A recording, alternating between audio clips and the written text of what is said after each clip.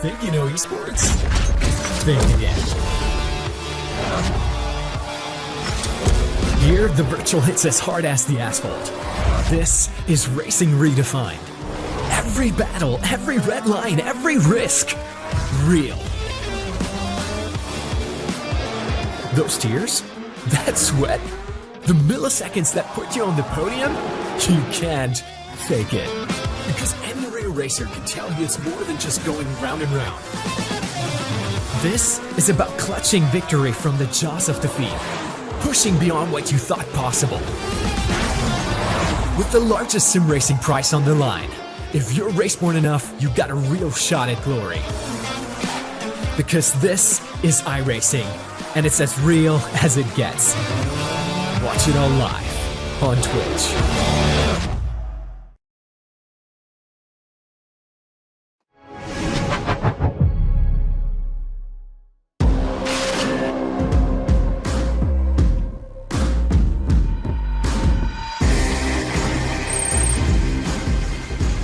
It is that time once again to say to everyone hello and welcome to the Porsche Tag Heuer Esports All-Stars, the prelude to the Supercup later on. My name is Paul Smith with Arjuna Kankipati from the virtual Daytona International Speedway. And Arjuna, I've just got one thing to say, we are so totally back.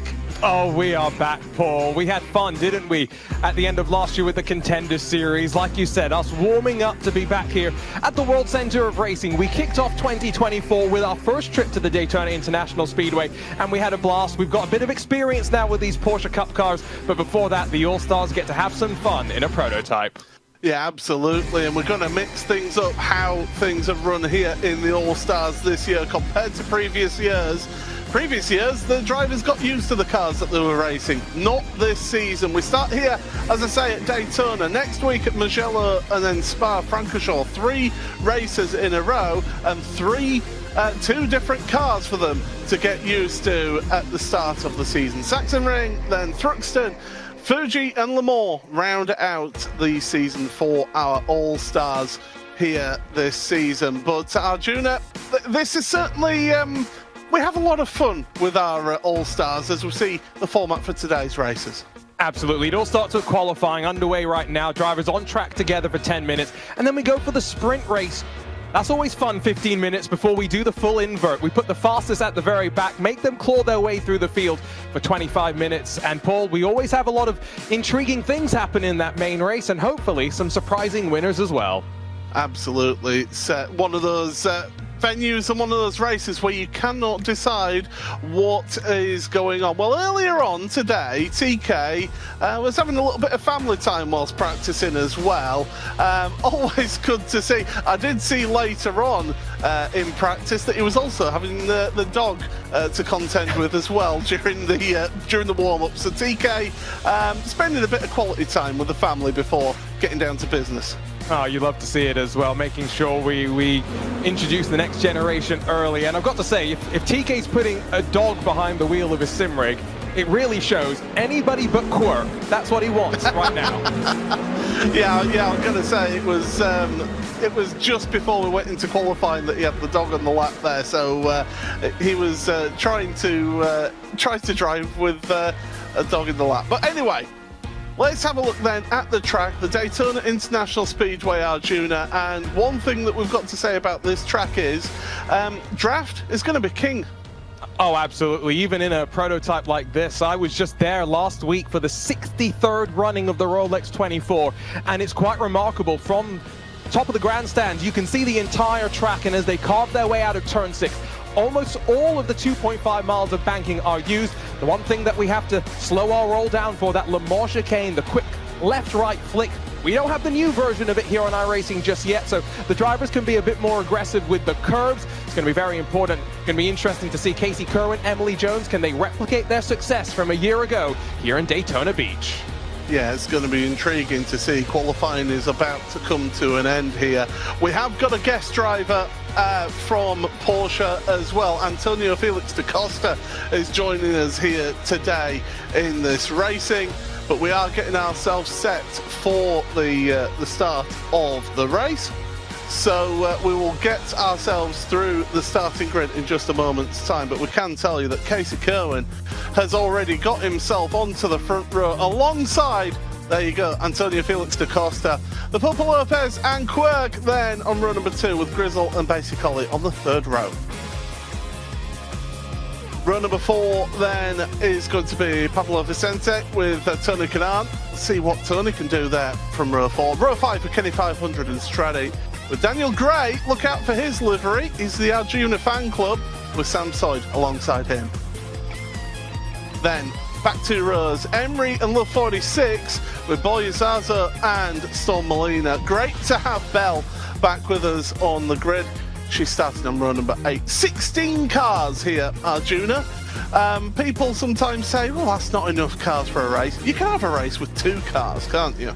I mean, if they really want, Paul, I'll break out the Arjuna face car. We'll add a 17th onto the grid. But I think the one thing that we know for sure is that this series always produces some great racing. We've got, varying skill levels as well. So top of the field, middle of the field, as well as towards the back, there's going to be drivers that find their own little battle packs.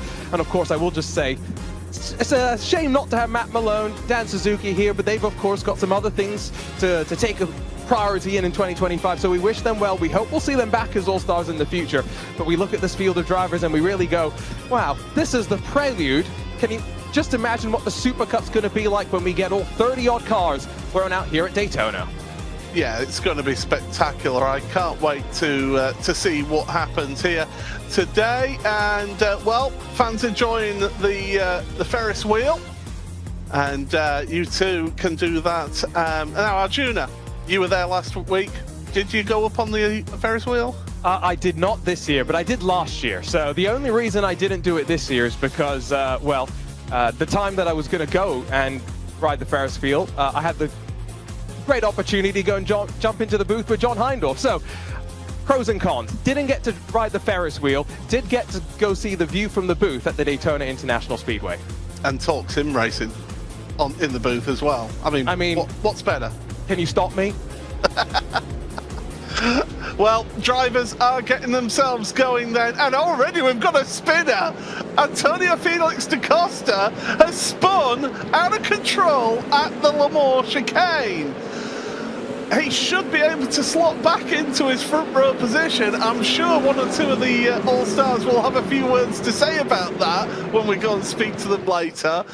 Rather sheepishly coming into the front row of the grid, there is Antonio. I think we've got to bring that up, Arjuna. It's cold tires, right? And it goes to show, once you get the hybrid spooled up, even the best in the world can make that mistake. And, at least his tires are now a little bit warmer. We'll put it that way.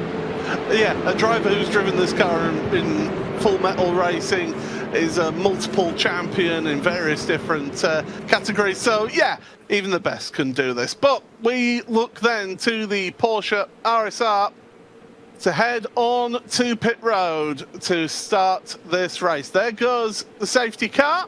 We're now under control of Casey Kerwin. Green flag in the air. We are underway for 2025 in the All-Stars. Down towards turn number 1. Tricky braking zone, this one. Turning, braking at the same time. So the drivers work their way through. They're all making their way through. Too wide a little bit further back, but at the front, Casey Kerwin leads that one from pole position. A little bit of locked tyres further back down the order, and we've got drivers falling down, Basically and Grizzle. And Basically, who was at Daytona as well last week, experiencing the joys of Rolex, the Rolex 24, just finding out how difficult cold tires can be. It's so easy to lock the inside front, and I think that's what happened there, and it triggered a chain reaction. Not quite sure which driver, though, made that mistake. 4 cars break away at the front, and I think 4 cars that might be relatively closely matched with the draft. Casey Kerwin's not going to have it all his own way here, as back onto the banking we roll and towards Le Mans chicane. I can tell you from the timing screen that Tony Kanaan has got the mechanical warning flag, the black and orange meatball flag. And look at that, da Costa feeling the need to try and keep warming his tyres as he heads down to the Le Mans chicane. We've got Emery further down the order as well. I think there's been chaos on this the first lap. Yeah, and I wonder if there is a little bit of damage left on these cars. Damage is turned on, I believe, but they have unlimited fast repairs. So we might see some drivers duck down towards the pit lane and hopefully not speed on pit entry as well to compound the misery. But breakaway at the front, Casey Kerwin says goodbye to the rest of the field. DaCosta, Quirk, Kenny 500, Storm Molina, Love 46, all with a slowdown on that Le Mans chicane, so all had to serve that slowdown penalty. For anyone new to iRacing that you don't know what I'm meaning by a slowdown penalty, if you do cut the course here in iRacing, it will give you a time penalty that you have to serve on track, where you have to slow down in a safe place and serve that slowdown penalty to give the time back that you gained. Still at the front then, Kerwin from the Pulpa Lopez, Felix DaCosta then down to third place ahead of Quirk, Sampsoid, who are close together with Daniel Gray. Straddy's there along with Boya Saza. Boya's moved up through the field already here. He's on a bit of a charge.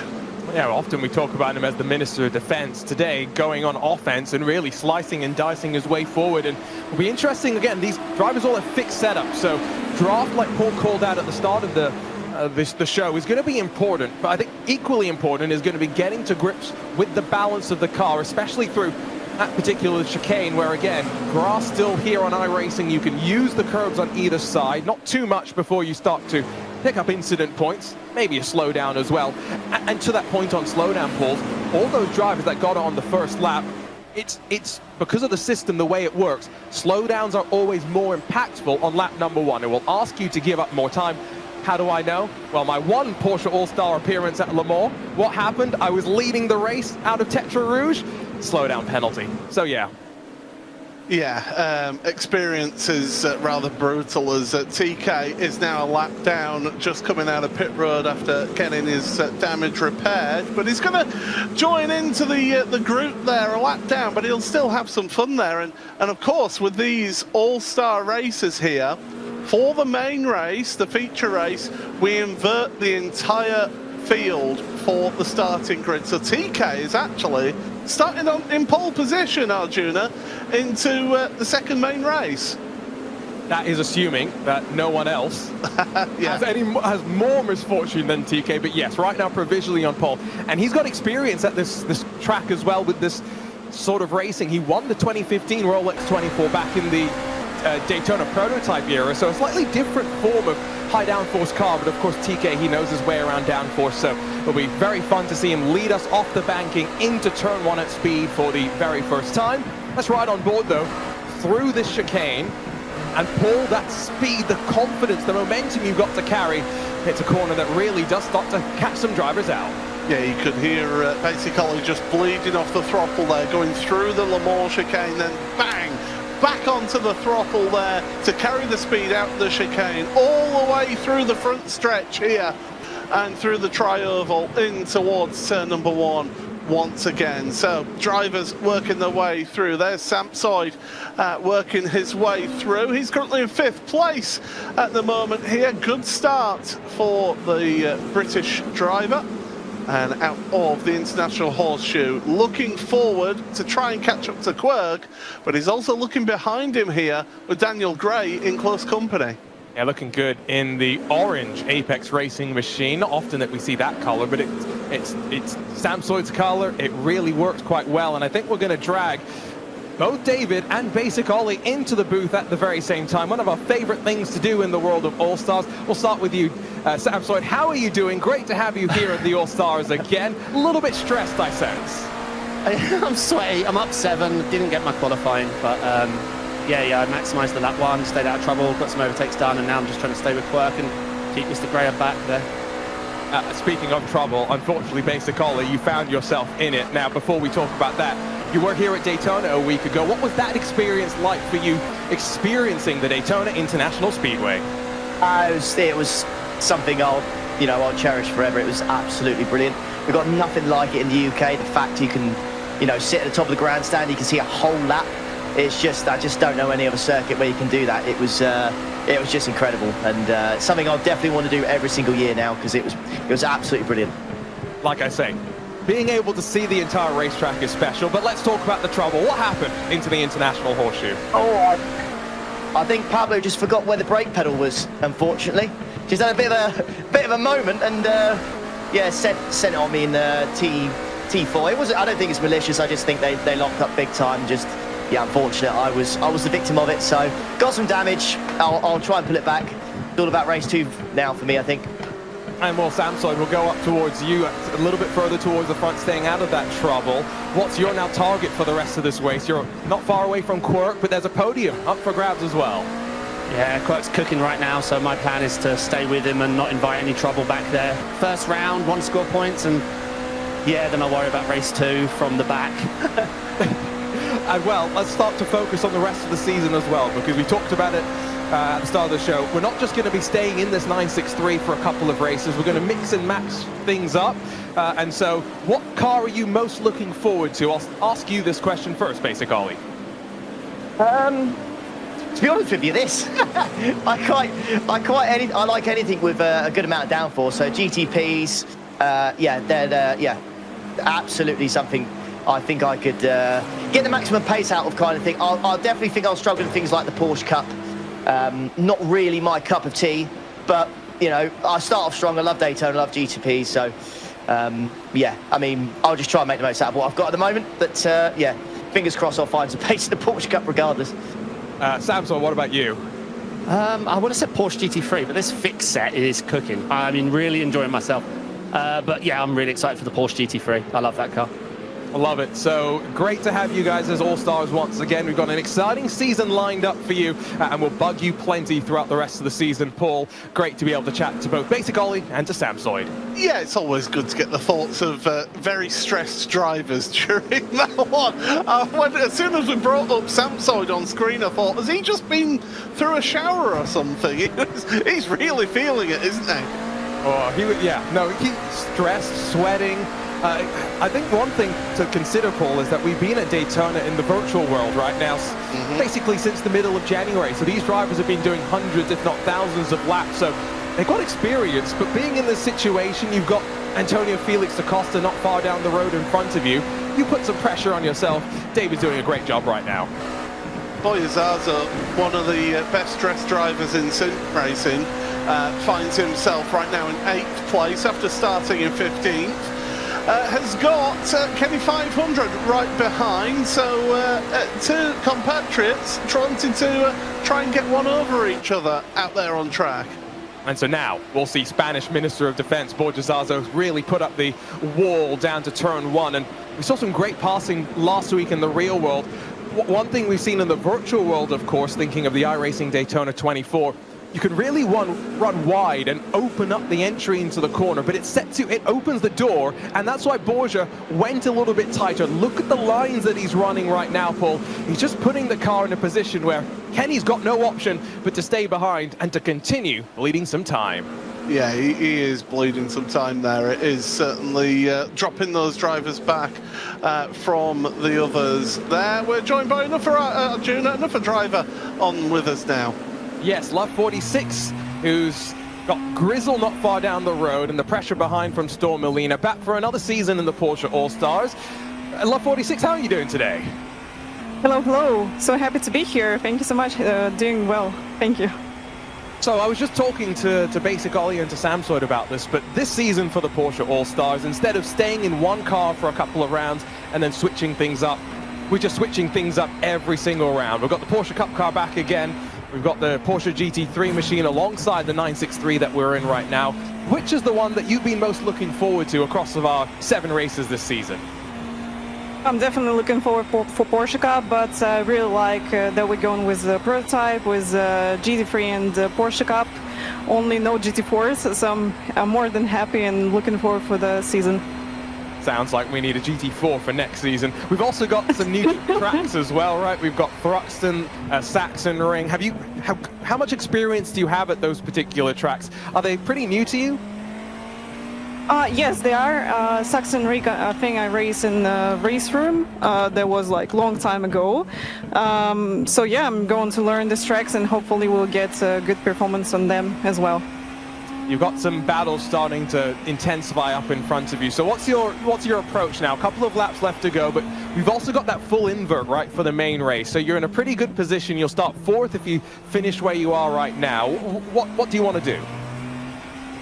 Well, just be clean, no mistakes, and just go on to fight for positions which possible, and not get into incidents as well.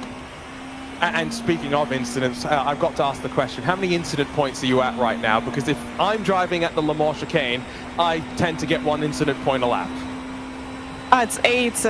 Unfortunately, get 4x because we had a contact with basic ollie. There was basically the net code, which then moved to 4x. So yeah, 4 off tracks only in the bus stop, of course. I'm glad to hear that I'm not the only one that has issues with the track limits there. Great to have you for another season, Love 46, and we'll talk to you plenty across the rest of the season. Always great to hear from her as we're on board with Antonio Felix da Costa, and when you look at I mean, you don't normally get to see Antonio's face when he's racing. He looks almost like just half asleep, doesn't he? He's so relaxed in that car. I mean, you kind of have to be, right? When you do long stints in the real world, if you're not able to get relaxed and you start to tense up, when you get to the banking pole, it actually starts to hurt you, right? Because you've got to let the forces just kind of roll over your body. Because if you're trying to prop yourself up, it's pretty steep. This camera's not going to necessarily, like a gyro, show the degrees. It's 30-odd degrees of banking. If you're steeled up, if you're tense, by the time you get out of that car, even a 4-hour session with the physio isn't going to let you get back into the car for the rest of the race. Antonio's in his element right now, and I got to say, for someone who's maybe less familiar in the sim world than some other real-world drivers, doing pretty well. Yeah, they're doing a solid job, that is for sure. Basically, Grizzle, Love 46, all together out there on track, and it's TK, sorry, who's with them. So, of course, a lap down is Tony, but right now, basically, Grizzle together out there on track, trying to work forward in this one, as Antonio Felix da Costa gets another slowdown penalty this lap as well. So that's going to be potential changes towards your podium places. We go back to those podium places, and well, look at Quirk into the back of da Costa there.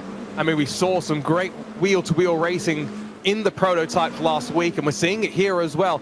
I think that slowdown's released the Pulpa Lopez slightly. First and second, surely secure. 1 more lap to go when we get to the line. It's all about this battle now, and Samsoy, Daniel Gray, they are not far behind. Another slowdown for Felix da Costa out of the Le Mans chicane. You can see him go wide there out of turn 6. He's really starting to struggle with the balance of the car. This fight for the final step of the podium well and truly up for grabs. He's probably sitting there thinking, oh, but I want to adjust the roll bar, I want to adjust all sorts of different settings on the car. You can't. We've deliberately fixed all the drivers to have the exact same setup, which means that all the drivers have the same car. They can adjust the brake bias, of course, can't they, Arjuna? That's one thing that they can adjust out there in the fixed setup. Yeah, but you flick through the 36-page manual for the Porsche 963. All those tools, you don't have them right now. White flag in hand, 2 seconds on the clock as well as Casey Kerwin cycles us onto the last lap of the sprint race. Oh, Casey has just been out front so much that we've not even talked about him. He's been that clear. Battling further down in your field as well, because as they go through the front stretch once again, ducking and diving onto the brakes, there goes Boyazaz on Kenny 500. Nice move, lovely move there. It's not done yet. Now it is. The Spanish Minister of Defense gets across the nose and slows him down. There's contact. Oh, I couldn't quite pick out which number that was, but small bit of contact. Might have been Pablo Vicente. Not as much consequence as what we had on that first lap. What a great battle as well. And Paul, you really can get the sense of how these cars can fight. Let's not forget the main race will invert the field and we'll go for 25 full minutes. Certainly will. Look to the inside, Kenny 500. That gap's always closing, and the inevitable contact happens between the two of them. Oh, dearie me. Boyazaza will not be happy with that. That was a little bit rude. Wasn't really there, and the vortex of danger was always going to close. But as we go through the final turns at the front, Casey Kerwin is going to come across as your race winner. There's Casey. We've barely shown him, but he is your race winner in the sprint race here in the All-Stars in week 1 of the Porsche Tag Heuer Esports All-Stars. As across the line, the Pulpo Lopez, Antonio Felix da Costa. Quirk has got a slow down penalty at the end. So big mistake from Quirk. He's dropped down the order. Kenny 500 comes across in 8th.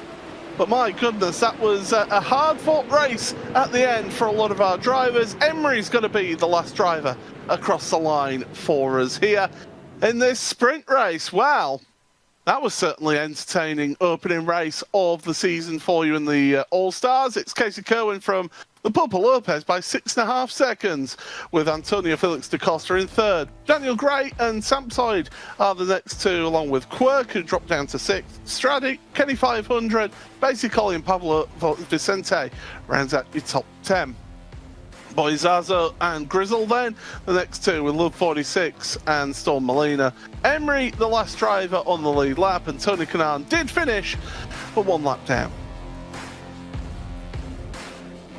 So that is the opening sprint race done with here, Arjuna, and I'm hoping that we get to speak to our race winner from that sprint race. But that was a lot of fun, and in fact, Arjuna, we can speak to our race winner right now.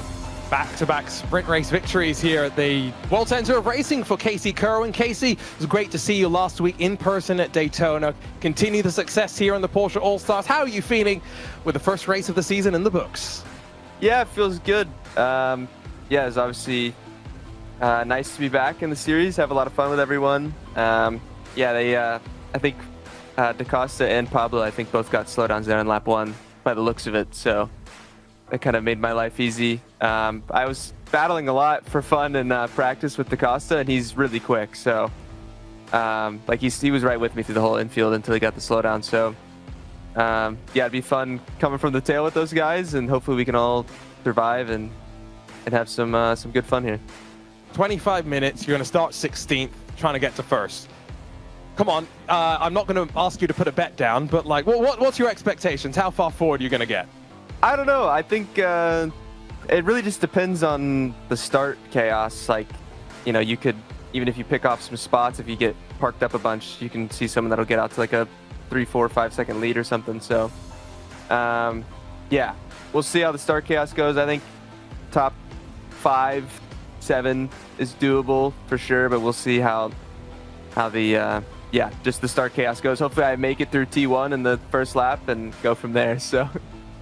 We've got Antonio with us now as well. Antonio, great to have you here in the Porsche All-Stars. How was that first race? An interesting experience compared to what you had last week in the real world, I'm sure.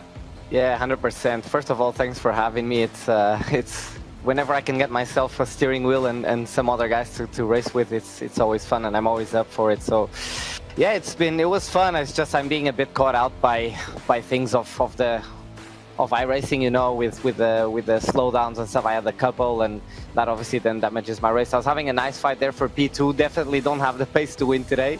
Casey is flying, but we do have a pace to finish second or to battle it out for second. And unfortunately, I got caught up with the slowdowns there in the last chicane in the bus stop. But yeah, it's been fun. I think now it's going to be a fun race. With a reverse grid, we're starting 14th from what I see. So, it'll be fun. You've done plenty of wild things. You've raced this Porsche 963 in the real world, Formula E champion. Can we do reverse grid races in Formula E? Do you think that would work? I think that would work, definitely. Some of the best races I've ever had in my life, I've actually started from the back in the real world as well. So, in Le Mans 2 years ago, when in the 963, we actually started last on the grid, fully last, P60, right? And after a couple of hours, we were leading the race outright. So, yeah, it's only 25 minutes now, but we'll see what we can do. Should be fun. We'll chat with you, I think, a little bit later on, Antonio. Great to have you, and we'll see you after the main race. Yeah, cheers, guys. See you later. Always good to hear from our drivers then after the opening race. Here's some highlights of what happened at the start. And, it was all pretty calm through turn number 1, which is the normal place where we see incidents happen. But then that international horseshoe, lock up, and bang, bang, bang, off they all go. I mean, it's the issues on cold tires, so easy to snatch the brake, the regen kicks in as well. But once that all sorted out, some really good racing down out of turn 1, where you can get that up and under, like I said, if you open the door and run just that little bit wide. So much speed as well, and so commitment, bravery. You can send it, Paul, and well, some brave sends into the Western Horseshoe as well. Yeah, certainly. I think one of the passes of the day was Boyazaza round the outside of T1. He got that job done nicely. But yeah, we got plenty of action here in this opening sprint race. Great defensive displays as well. There was that contact on that last lap, and that one's going to be talked about, I think, afterwards in the virtual paddock as well. But it was Casey Kerwin who came across the line as the victor here in the sprint race. And what that means is we get the full inverted grids. That's all 16 drivers inverting positions for the starting grid here in this main race. 25 minutes I've been saying, so 10 minutes longer for the drivers to be able to compete out there. And it is on pole position then, by virtue of his incident. Tony Kanaan is going to be starting on the front row with Emery alongside him. Storm Molina and Love 46, well, they're continuing their fight from the first race, with Grizzle and Boyazaza rounding out row number 3. On the fourth row of the grid, then it's Pablo Vicente with Basic Ollie. Kenny 500 and Stradi once again are going to fight on row number 5. Row 6 for Quirk and Sam Soyd. 7th row of the grid for Daniel Gray and Antonio Felix da Costa. The Papa Lopez and Casey Kerwin. Watch out for those drivers working their way through the field here, if they can do that. Because, of course, all it takes is a little incident to happen out there and there's a breakaway, and it becomes very difficult to be able to catch up if you're not in that draft. Kind of what we saw in that first race. I mean, look at the Pulpo Lopez, right? As soon as Felix Acosta had one too many slowdowns, never looked back. Second was his for the taking. So you are 100% right. And, you know, Kanaan, Emery, you got some really quick drivers on that front row and towards the front of the field in general. So I think it's going to be an interesting situation. And I did love both what Casey and Antonio kind of said in their interviews, Paul. They like these sort of situations, right? It brings out a different sort of race car driver. And you've got to be more aggressive, but you've got to be committed to the moves that are going to get done. Yeah, you absolutely have to, and it really challenges you to maybe change how you would normally drive a car out there. Absolutely, certainly going to be interesting to see how they get on here. So at the front, TK and Emery. I mean, we've seen those two have some fights together over the years of All-Stars. Maybe they'll be continuing this one on here today. But Storm Molina and Love 46, they started alongside each other in the first race. They're starting alongside each other again in this main race. What can they do from row number 2? And Boyazaza, we saw how he moved through the field at the start in that opening sprint race. What can he do from row number 3? We're about to find out here in this main race of the Porsche Tag Heuer Esports All-Stars by iRacing. And your Porsche pace car off to pit road. We're under the control of Tony Kanaan, and he's going to wait until the very last second. Green flag in the air. We're underway for 25 minutes of action here at Daytona. Towards turn 1 they go. Emery, not the best start there. That's going to allow the Storm Molina down the inside up into second place for her, challenging TK. Oh, it's 3 wide heading into the international horseshoe. Can they all make it through this time? We've got 2 sets of 3 wide down the order here, Arjuna, but so far so good. Tell you what, Storm Molina, who was quite nervous, I think it's fair to say, last year, jumping into the All-Stars, little less nervous this year. Love delivery as well. Emily Jones straight on at the Western Horseshoe. Another driver locking up and fortunately avoiding the wall. So drop to the very tail end of the field though as we cycle back onto the banking. TK is going to try and scramble away, take advantage of all of this. Felix da Costa already up to 9th position and cracking his way now to maybe a top 5 spot. Yeah, as we heard from Antonio, it's not often that he gets to work his way through a field, but races like this, he'll love this, absolutely love this. Through the Le Mans chicane for the first time in this main race. Remember, a 25-minute race. Oh, Storm Molina's off.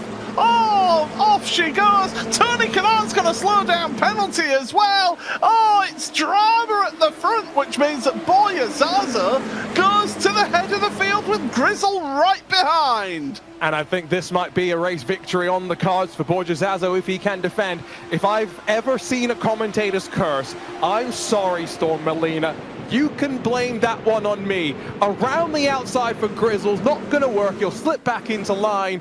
We've got a race on our hands, Paul. And you remember what you were saying about Casey and Antonio maybe being dropped if there's a breakaway? No sign of that.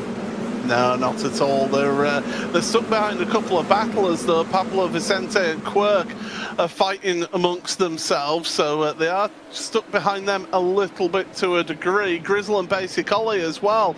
They are swapping positions for second place in all of this. There you see that side-by-side action further down in your midfield. Well, certainly this has been a dramatic start to this race. The race for fifth place then. You've got Quirk, Pablo Vicente, then Antonio Felix da Costa. Tony Kanaan, oh, he'll be kicking himself over that one at the Le Mans chicane. Casey Kerwin right behind them as well with Samsoid Stradi and everybody else there. Poor Storm Molina all the way down 14 seconds off of the leader. Yeah, that's pretty heartbreaking. Basic Ollie got such a good run out of the Le Mans chicane that pretty sure he had to lift, and now here comes the draft. Grizzle's gonna maybe even think about some side drafting here, NASCAR style, and what that does, doesn't speed you up, it slows down the other car. Don't tell me we're gonna go three abreast for a moment though as we fan across the line. Grizzle's gonna switch back underneath of Basic Ollie. Battle continues at the front though. We've got 21 more minutes of this, and they've got to avoid making any contacts as they work towards the horseshoe. Oh, that was getting very close on the exit of turn one. Into the international horseshoe, onto the brakes. Look at it, it's everybody bar Storm Molina all together on track right now. Emily Jones, Emery, has moved up one place, so has gained a place back after that mistake at the Western Horseshoe. Onto the brakes, onto the power again, and looking forward. So Zaza can't break away at the front here. Basic Ollie, Grizzle right there with him. Look, 46, fourth place right now, being able to hold on to that position with Quirk, who's gained 6 places. Antonio Felix da Costa up 8 places. Casey Kerwin in 9th, up 7 places. So there's been some big movers here in this field. Yeah, it's been an interesting opening reverse grid race, and let's not forget, we're going to have one of these in each round of the All-Stars, right? So there's going to be some experience that these drivers start to get and who they can battle with in these situations. And by the time we get to round 7, there may be some frayed tempos, some flared egos. And so I think we'll be in for some interesting things at Le Mans, because we'll be back with this Porsche 963, and draft will be a big thing as Basic Ollie gets fourth below the yellow line. Contact down to turn number 1. Oh, that was very, very aggressive. Basic Ollie below the yellow line. Oh, there's getting close to each other now between him and Boy Zaza into the international horseshoe. Contact, bang, through he goes. Now, can they make this work? And look, 46 is sat there going, well, come on, guys, let me get past here. I'm stuck in this queue of traffic. This is like a bank holiday traffic jam here in the UK. But still, as they're going through, and look at that, Da Costa now up into 5th place. He's moving forward ahead of 46. You know, Da Costa got tagged, I think, from behind as Kerwin maybe tried to follow him through. That will slow them down, but he held on to it, that's for sure.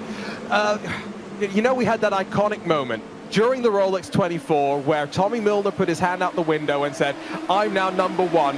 I think a lot of these drivers wish they could do the same in the Porsche 963. Only problem is no window. They'd have to open up the door. Yeah, they would have to do that, and good luck doing that over 180 miles an hour as they go through that Le Mans chicane once again. We've got 19 minutes of this yet still to come, and look at this. they're still fighting further down. I believe that's Casey Kerwin behind Love 46, dragging Pablo Vicente alongside with him as they're going through the front stretch once again. It is Kerwin round the outside. Love 46 holds that inside line. Oh, 3 into 1 does not go, and Pablo Vicente loses it and drops down the order. So does the Pulpo Lopez. But fortunately, with the exception of Storm Molina and that self-inflicted mistake, you can blame the commentator's curse, yes, for it. We've been pretty clean, Paul, through the opening 7 odd minutes of this race, right? And so 10 more minutes doesn't sound like a lot, but we've got slightly warm conditions. I think what we are going to start seeing is the rear tires, for those that are being more aggressive with them. By the time we get to the end of the race, you're going to struggle in some of the traction zones where it's quite bumpy. Take here, turn 6, for example, coming back onto the banking. And so there is somewhat of an element of preservation to be thinking about here, although Basic Ollie's thinking, let me break away and not worry about tire management. The Pulpo Lopez and also Emery have both got mechanical warning flags, so they're going to have to come down onto pit road. There goes moves for Casey Kerwin, through and away once again. So that one was on Love 46, so that was for position there as we look as the drivers for the Super Cup, they're getting themselves prepared in their warm-up session. So make sure you stick around, because coming up in about half an hour, we've got the Porsche Heuer Esports Super Cup, but at the top, the All-Stars, they're almost going 3 wide into turn 1. And this is the invitation Basic Ollie needs. He's broken the draft. Felix da Costa and Casey Kerwin are in this fight as well. They're forcing the likes of Quirk to go offensive/defensive, doing both at the same time, trying to cover off any moves from behind. But I think 16 minutes to go. If Felix da Costa and Kerwin get a little tagged up here, Paul, and really start to lose track of time, Basic Ollie might have a really good chance here to take advantage and win the main race to open up the season. Yeah, that'll be very nice for Basic Ollie if he is able to do that. And yeah, he's pulled out a good nearly 2 seconds at the front here. But Boy Zaza, you can't write him off from holding on to that second place, but he's got a big task to be able to do that. We're on board with Grizzle then, 3rd place. There's Quirk right behind. And then behind him, Antonio Felix da Costa, Casey Kerwin as well in this queue of traffic. And it goes all the way down to Pablo Vicente in 12th place. Does this queue? So big queue for the podium spots. Absolutely. Just seeing that draft play itself out, getting closer and closer. Now, you're not really meant to go below the yellow line, and I can hear Paul's intake there. He's not approving of what Quirk's done. He'll try the 2-for-1. He'll end up getting nothing, because around the outside, don't tell me Grizzle's going to make the move on board Jazzazo. No, Minister of Defense holds on, and Quirk loses out. Hip check, and Casey Kerwin gets on the brakes and avoids making contact. That was great reactions from Casey, actually, wasn't it, to avoid Quirk there in that one, because Quirk was busy trying to save himself. And Casey, bang, onto the brakes, slow that cart down and get it stopped in time to not make contact. But that means that Quirk down to 6th place then behind Casey Kerwin. Meanwhile, Grizzle is making moves. Here's the replay then from on board. So he's going to go out wide, the line that you never run necessarily when you want to try and defend. Yeah, you can just see the big wiggle.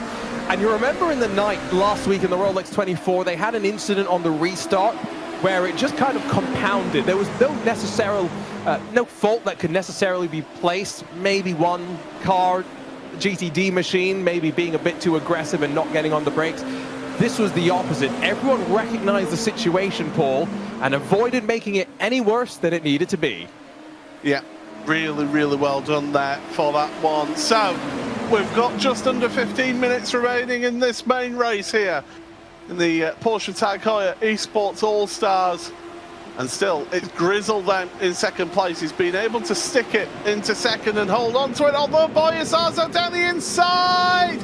Yes, a little bit of a touch there between him and Grizzle. Grizzle's not going to not going to back out of that one yet, to the outside of the International Horseshoe. That's going to allow Antonio Felix da Costa to have a look in all of this, and here comes Casey Kerwin as well. Casey's trying to find a route through, but he's not forced the issue just yet.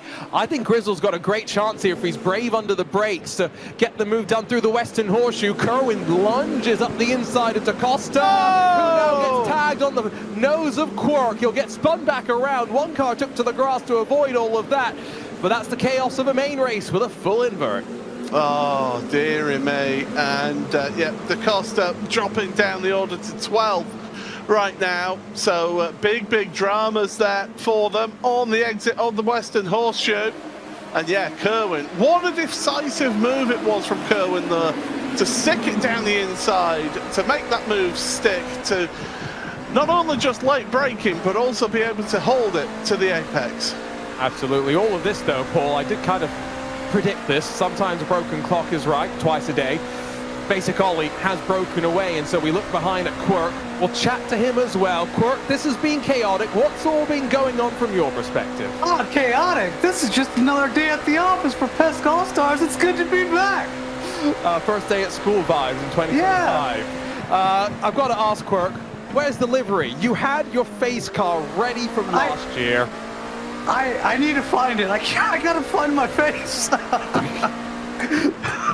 Someone please clip that. Someone on Porsche's Twitch. Let's clip that soundbite. I gotta find my face and then I'll be ready to rock and roll. Okay, but the one thing that you're not allowed in, TK's joined us in the booth as well. And I've been told that I've got to tell you this. Quirk, your rig in TK's garage is no longer there. It's been sold and you're no longer welcome either. Oh, okay. Well, you know what? That's fine. I'm more comfortable at home anyway. You've got TK behind you, though, I've got to say, looking very, very focused. TK, great to have you back once again for the All-Stars. How are you feeling? Nervous. This is always the highlight of my year nowadays, but yeah, pretty good. Obviously, it's all banter. Love you, Tyson. Love to be part of this. Of course, I can't barely talk. It's hard. I'm sorry. It's hard to hear you from way up here. Oh, really? Okay. Well, keep rubbing it. You know, guys, I have to say, I have a complaint. You took away my rig! What kind of friend takes away my rig? Tyson keeps selling all the watches that he gets when he wins this thing. This is not cool. He's lying. I bet TK, when you won the Daytona 24 in 2015, it was nothing like this. Definitely not. And that watch is better than all Tysons together. Okay. Oh, it's great to have the Porsche All-Stars back together. And what... That was a big send. So I'm just looking at some of the action on screen slightly further behind you guys, where it has kicked off a little bit more. We've got some interesting races coming up. Thruxton, Saxon Ring, Porsche Cup cars, GT3 machines as well. I've got to ask, Quirk, I'll start with you. What's your highlight of the calendar that we've got in front of us? You know what? I'd say I haven't done any laps at Thruxton, and I've heard it's fun. So I think with this group of drivers, it could be fun. So I guess I'm looking forward to that because I haven't really done very many laps there. And TK, have you even looked at the schedule? Have you been too focused on trying to avoid all the chaos of an all-star race? I have looked and it looks pretty fun. I mean, I've never actually, I lived in England, but I never really ran trucks. And so we'll see what the pros are going to do. Looking forward to it. This is so hard. We saw Antonio make a mistake on the formation lap. TK's telling you how stressful this is. Virtual racing is fun, guys. If you don't believe us, you can listen to TK, right? Correct. We'll let you guys go. Thanks so much for being back with us. 10 minutes left to go, though, here, Paul, in the main race to open up the season. Yeah, it's always just entertainment with Quirk and Tony here with us in the commentary box. We have been keeping an eye on the action, by the way. Kenny 500 losing the back end there of his car in the exit of turn number 1, but keeping it clean right now. And well, we can hear the friendly rivalry between TK and Quirk, can't we? That those two, that they know how to wind each other up, don't they? Oh, they absolutely do. I mean, sometimes, Paul, it's just better for us to go quiet and let the two of them needle each other. I mean, like we did there.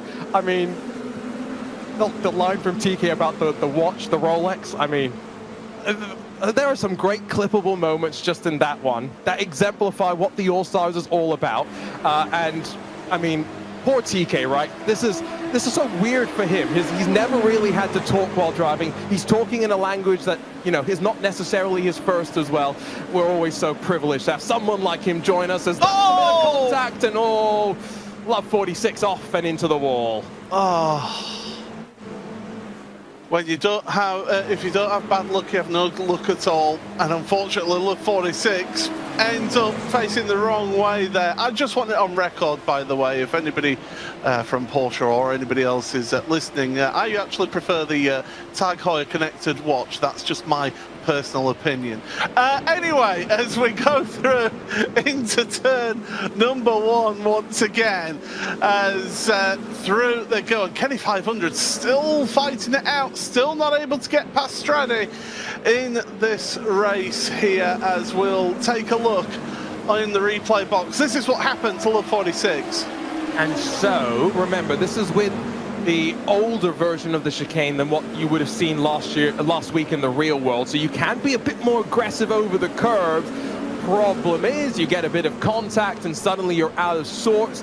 And quite fortunately, if anything, only slightly dings the right front into the very tail end through of the incident. That could have been a lot bigger, a lot worse. But I mean, remember last week we saw a car actually four-wheel jump when it tried to take that sort of a line. So remember, could have been a very, very different sort of an incident.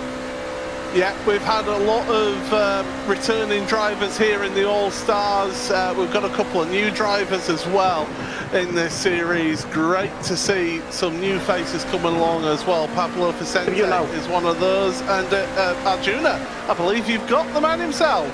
The man from Argentina joins us now. Pablo, so glad to have you here in the Porsche All-Stars. How are you feeling? It's been an interesting race at Daytona, right?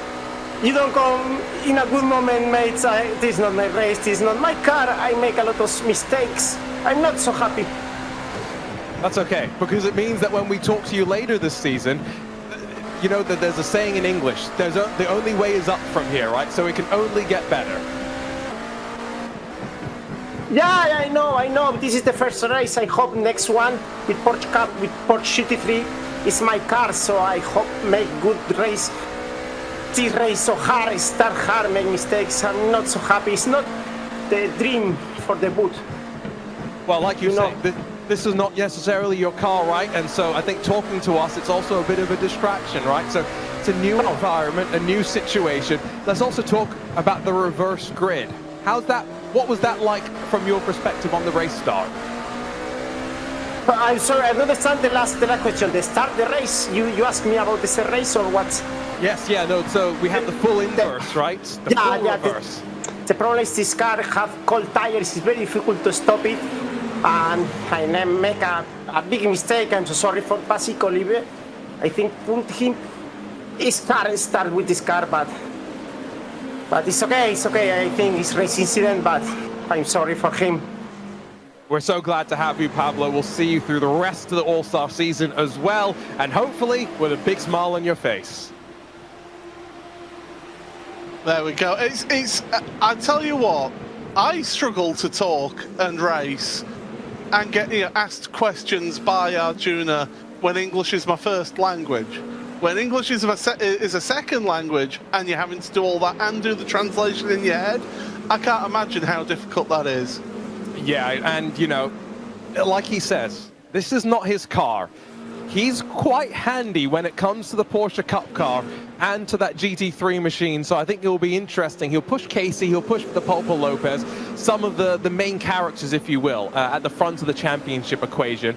I will say as well, we're watching the likes of Grizzle, Quirk, Borja Zazo. It's a fight for third. 4.5 minutes to go. Could Casey Kerwin catch up with the lead? Never say never. We're joined now, though, by Quirk once again, but Hi. Grizzle as well for the first time this season. Grizzle, great to have you back in the booth. How's it been going to open up here at Daytona? It's been great. The racing has been exquisite and spicy, really. I mean, you're up against the Spanish Minister of Defense. What's your method to crack the wall that is Borja Zazo in front of you? Just drive through him, I guess? No, I'm kidding. I'm kidding. That's the Quirk approach, sorry. Oh, okay. I'll be the wolf in sheep's clothing. Quirk, what are you watching from your view, though? We've got a couple of laps left to go. You want another podium so you could sell another watch. Yes, wait, no, I wasn't, wait, shoot. No, I think they should continue to battle really hard. I have a great view right now. I'm waiting for them to get a little into it, and then maybe on the last lap, you know, they both go sideways. I swoop on by for a podium. That'd be great. Let's talk tires, because slightly longer race, but it's not a long, 25 minutes is not a long stint by any means. Grizzle, how are your rear tires doing? Not great. Quirk? They're still round, so we're doing good there. No, it's noticeably getting a little slippy on the back end. Got to be a little careful. And I mean, you know, you guys have got so many laps, probably thousands of laps over the years at Daytona, but how many laps have you had this year with the iRacing Daytona 24, official races that maybe you've been doing as well? Grizzle, can you give us an estimate? Couple hundred maybe, perhaps, for the practice for the Daytona 24, I would say. That's not too much. That's a reasonable number. Yeah, I'm in the hundreds as well. I don't think I've gone too crazy this year. This year? Yeah, this year. Good. I'm glad to know that you've gone crazy in years past. Yeah. Two laps left to go, though. No pressure here, guys, but the fight for third is still on. So I have to instruct you to give us some excitement. Borja Zazo, Grizzle, side by side, all as basic Ollie, crazy going up towards the front of the field, Paul. Yeah, we're chopping and changing in the commentary booth here as well as we go along. So yeah, Basic Ollie's jumping in along with Casey Kerwin as well, because those two, well, they're a couple of seconds between them. Ollie, are you feeling the pressure yet, or are you calm and collected? Just sweating buckets for no reason. Absolutely no reason. It's absolutely boiling in this room. I don't know why. It wasn't boiling like 20 minutes ago, but it is now.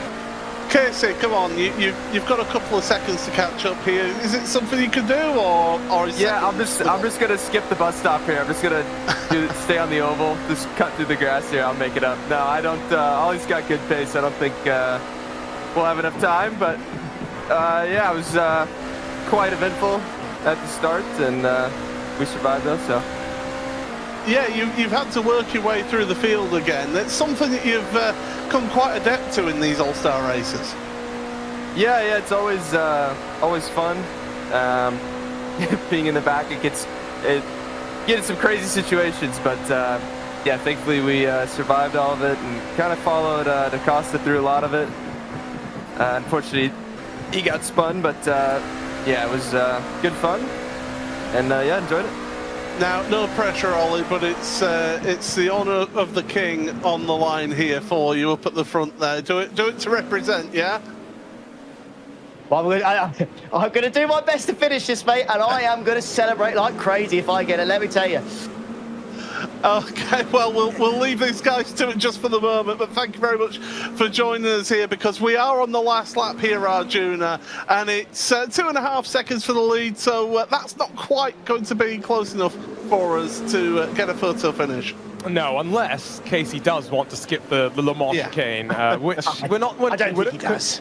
We wouldn't condone. We would not condone, but it would be interesting to say the least. Are you winking, Arjuna? I can't see you. Are you winking right now? Wink, wink, nudge, nudge. Well, they're heading towards the Le Mans chicane for the final time here. Look at how much Ollie is having to work the wheel, and he's already celebrating. You know, that's bad. He knows. That's bad karma. He knows. You know? That's why. He knows. He's got it. Let's go. As they come through the final corner, and he can clip it on his channel, but Basic Ollie is a main race winner here in the Porsche Tag Heuer Esports All-Stars. He's done it! We've got side-by-side racing further back as well across the line. We've got Quirk there, absolutely together with Grizzle Hardly anything between them across the line, Arjuna. Yeah, that was a fun let's race. go. I'm loving hearing the excitement from Basic. Ollie, what a way to start off our day, Paul, let alone our season, because let's not forget, now we'll throw 30 Porsche Cup cars onto track and do it all again. Yeah, absolutely. We will see that in a few moments' time. But here are your race results then. Basic Ollie is your race winner ahead of Casey Kerwin by 2.6 seconds. Boy Zazo in third, ahead of Quirk, Grizzle, Tony Kanaan, Daniel Gray. Then it's Samsoid, Antonio Felix da Costa and Streddy rounding out your top 10.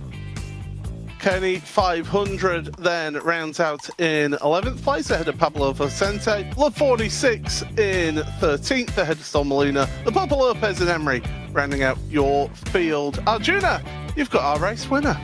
I have a delighted Basic Ollie standing by. We heard the jubilation as he crossed the line. Basic Ollie, you were here a week ago. You know just how special Daytona is, and now you're a main race winner in the All-Stars. Yes, yeah, honestly, I cannot tell you. I said at the start of this race, I was like, you asked me what car I'm, looking forward to the race. I was like, this one. I was absolutely gutted when, unfortunately, got spun in the first race. But the second race, as soon as I got up to like P3 and I saw the gap behind, I was like, this is my chance. I've got to take it. So I got past Porsche as much as I could. I knew he'd defend like a lion. I had to get past him. So I tried every trick in the book and then got him down into T1. And as soon as I got away, I knew I could just stretch the lead.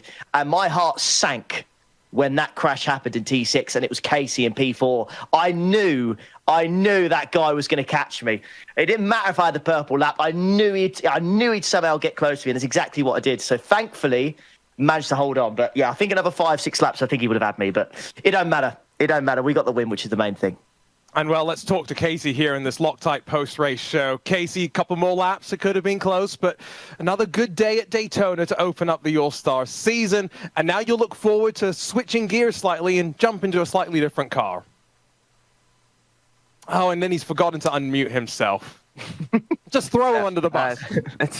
Pro streamer, am I right? Yeah, it was a lot of fun. Obviously, going into this stuff, the prototypes is what I race the most on the roadside. So, yeah, I'm not sure if I'm I think it's the GT3, not the GT3 Cup next week. So that's probably those two cars I don't race a whole lot. So, yeah, it'll be fun to get back in those things and yeah, have fun racing with everyone and look forward to it. Thanks for chatting with us, guys. We'll see you next week. But Paul, that's it for the All-Stars, and what fun we had. Yeah, we've had a great lot of fun here for us. But make sure you stick around, because coming up in these next few moments, if I could get my words out, it is the start of the Porsche Tag Heuer Esports Supercup.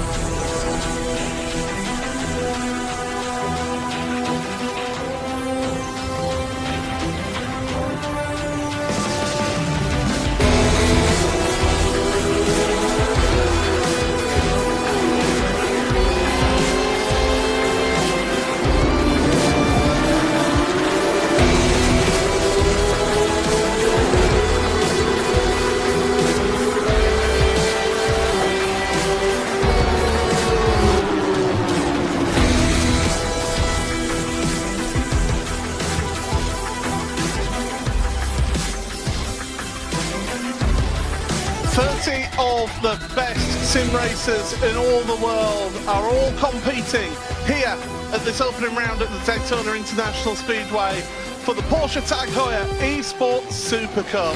My name's Paul Smith. Alongside me is Arjuna Kankipati, and well, the time to wait is over. It's here, the start of the Porsche Tag Heuer Esports Super Cup Championship.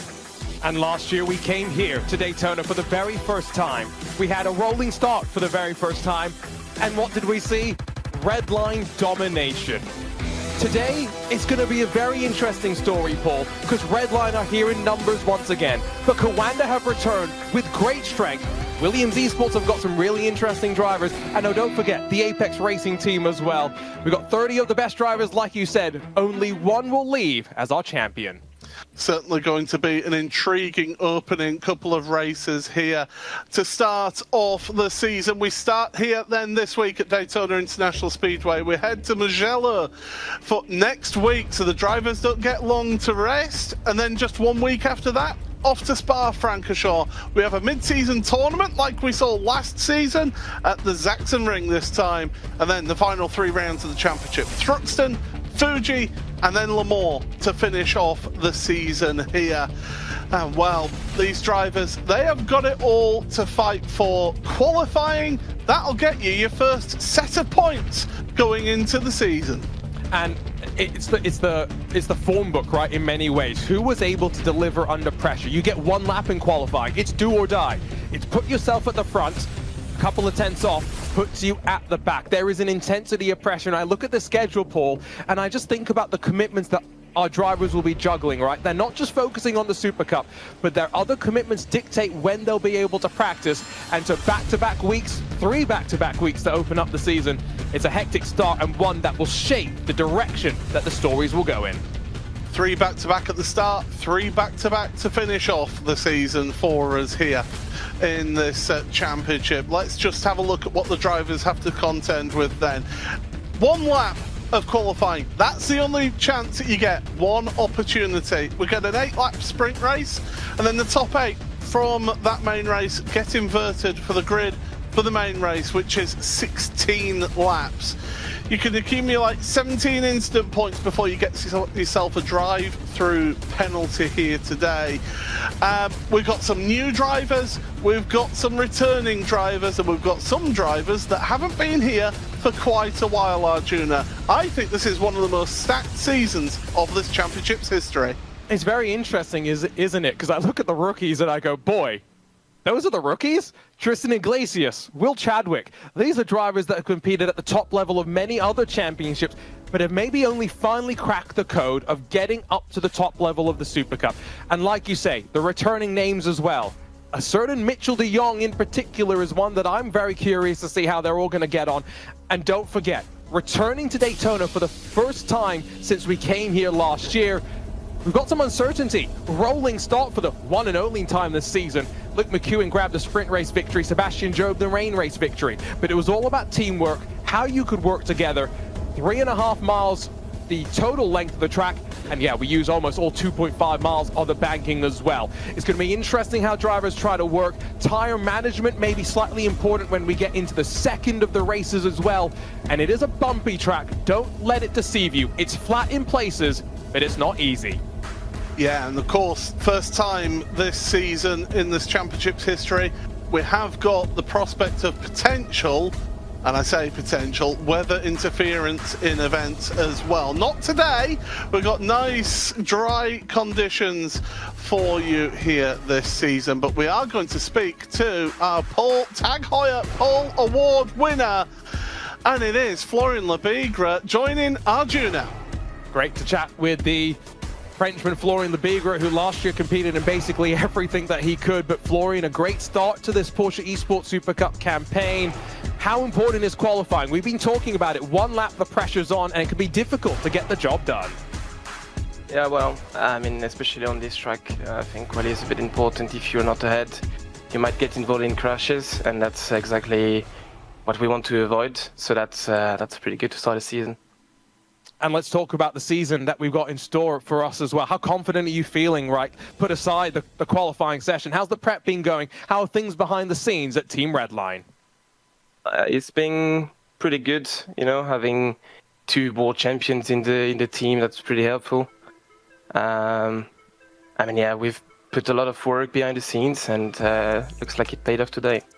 Well, we'll see how things run for you in the start. Let's not forget top 8 invert for that second race of the day. But Florian, best of luck. The racing not far ahead. Thank you. Always great to catch up to the drivers, Paul, because that's the unique thing about sim racing. Let's not forget, you go from the intensity of qualifying A couple of minutes later, bang, we're racing. Yeah, absolutely. Just one thing after the other the drivers have to contend with. And well, let's see about your starting grid then of this event. And it is Florian Lebigra from the Verstappen.com racing team sharing the front row with the Oracle Red Bull sim racing driver of Cooper Webster. Chris Lullum and Alejandro Sanchez on row number 2 with Alessandro Bico and Luke McEwen on the 3rd row. Watch out for McEwen, race winner in the sprint race last year. Elvis Rankin, Mitchell de Jong, the 2 teammates, they are alongside each other on row 4 with Gustavo Ariel and Marina Sarica on row 5. 6th row for Will Chadwick, new to the series, and Josh Thompson returning. Diogo Pinto and Kevin Nielsen then share row number 7 with Johan Hart and Xander Reed on row number 8. The 9th row, Elliot Veyron and former champion Jordan Caruso. New team for Jordan as well here this season. Tristan Iglesias, Michael Gianni then on the 10th row with Bryn Collins and Sebastian Job, last year's champion, starting all the way down in 22nd. Becca Garcia and Oscar Pai then on row 12. It's the 13th row for Julian Sonnen and Nicholas Matteo, and for one of our new drivers, along with Luca Kita and Carlos Fenalosa, Sam Koita and Daniel Pastor rounds out row number 15.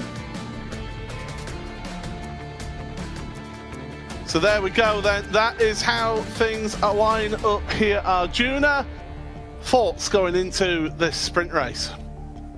I mean, I look at the margin at the front, Paul. 1/1000th of a second, splitting the 2 drivers, first and second. I don't even know what to think right now.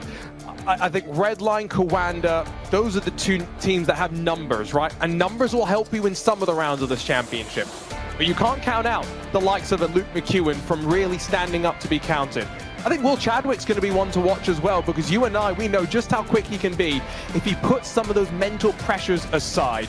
And don't count out Williams Esports. You called out Beckham just here in the Contender Series as one to watch. He just about squeaked through. Let's not lie. It did take a bit more stress than I think he wanted, but he's going to be one that if he puts everything aside, first season jitters may not be a concern, and then you've got some of those that are coming back for their second season and looking to shine. That absolutely gorgeous Verstappen.com racing livery, well adorned there on the front 2 rows. 1st and 3rd place for their 2 drivers. So that will be certainly an eye-catching car. And well, the Red Bull car alongside him, the Oracle Red Bull sim racing car of Cooper Webster. Great to see Cooper getting up there at the front to start off this season. But the drivers are getting themselves prepared. We're prepared here in the commentary box. I hope you at home have got beverage of choice and the snacks of choice to watch this race. Sit back and enjoy this one. It is going to be an absolute thrill ride. It is the opening round of the Porsche Tag Heuer Esports Supercup. It's the sprint race, and we are underway now. Green flag in the air, great launch from Florian Lebigra, and Chris Lullum is going to try and follow to the inside towards turn number 1 to get the move done on Cooper Webster. Webster though, he'll try and carry it around the outside of Lullum, and we're going 2-3 wide through turn number 1 as they head through the S's now in towards the International Horseshoe. Be careful with cold tyres and brakes. Easy to lock up into there. We've got cars going to the inside of the grass, but so far so good, Arjuna. Oh, you just had to say something, and Sebastian Job has gone around, defending champion, tangled up at the International Horseshoe, and it's dead last for Sebastian Job. He's got some work to do, but to the second horseshoe, you saw one of the Williams cars squeezed out onto the grass.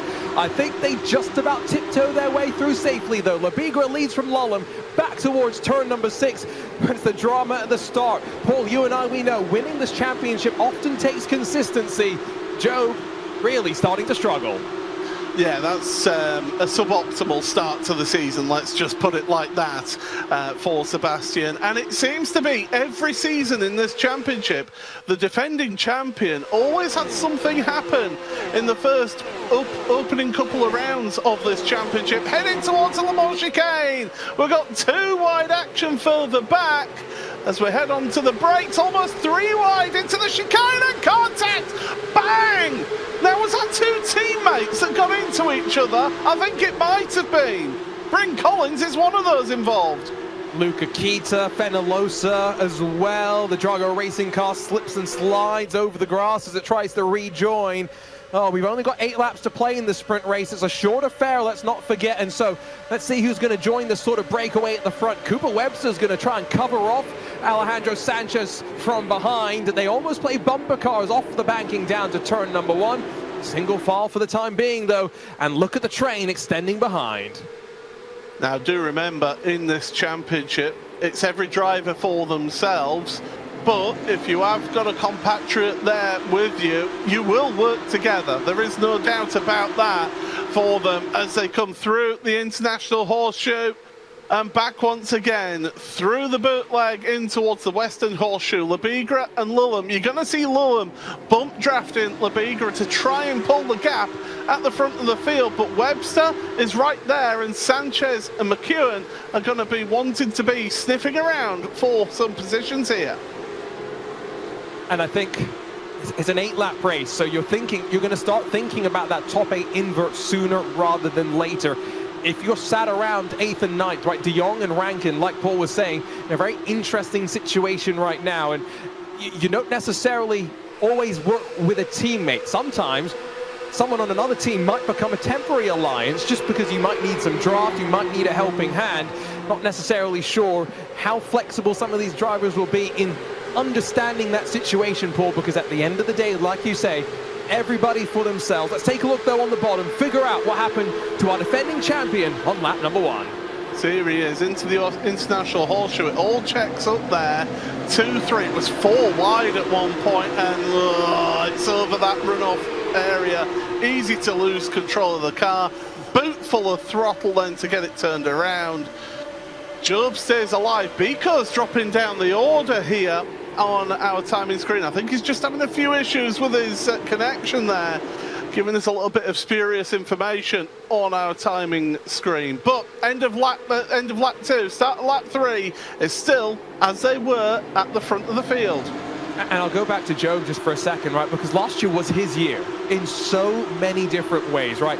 Won the championship, and then it was really cool. We got to see it at the end of the year when it was released on YouTube in the game to, forget the name of the docu-series, but Red Bull put out a great video series. Sebastian Job working his way up through the ladder of real race cars before they put him behind the wheel of a World Championship winning Formula 1 car at the Red Bull Ring. And so, you know, he comes out of all of that, the success of 2024, and he's got to focus back up for a championship defense. And I'm not saying he's in the wrong position, because he's blameless in that situation, if we're being honest, Paul, right? What we need to see now from Seb is how he bounces back, right? What's his attitude going to be like, scoring no points in the sprint race and with some work to do to even get some points on the board in the main race? If you can, after this event, not during it, but afterwards, do get yourselves onto YouTube and have a look at the Game to Glory Level Up documentary. It is a fascinating insight into what Sebastian, how he was able to adapt himself to driving those full metal cars as he goes through the Le Mans chicane. But he'll just be thinking damage limitation right now, try and get whatever he can. The problem for him here is this opening in sprint race, it's only points over the top 20. And I think in many ways he's put the points possibility have got to be put aside. But again, I'll just go back, Paul, right? This is now a driver who's so experienced in the series, right? He's probably amongst, I don't have the number of starts offhand in front of me, but amongst the most active number of starts remaining, right, in terms of veterans, because we've lost so many experienced drivers in the last few years. And so again, I've loved seeing that evolution of Sebastian Job year on year on year. And I think now we're going to see that for some of these other drivers as well. Look towards the front. Take Chris Lullum in that Verstappen.com car, right? What did he do last year? He was racing in the Radical Cup UK, winning plenty of races, winning the championship as well.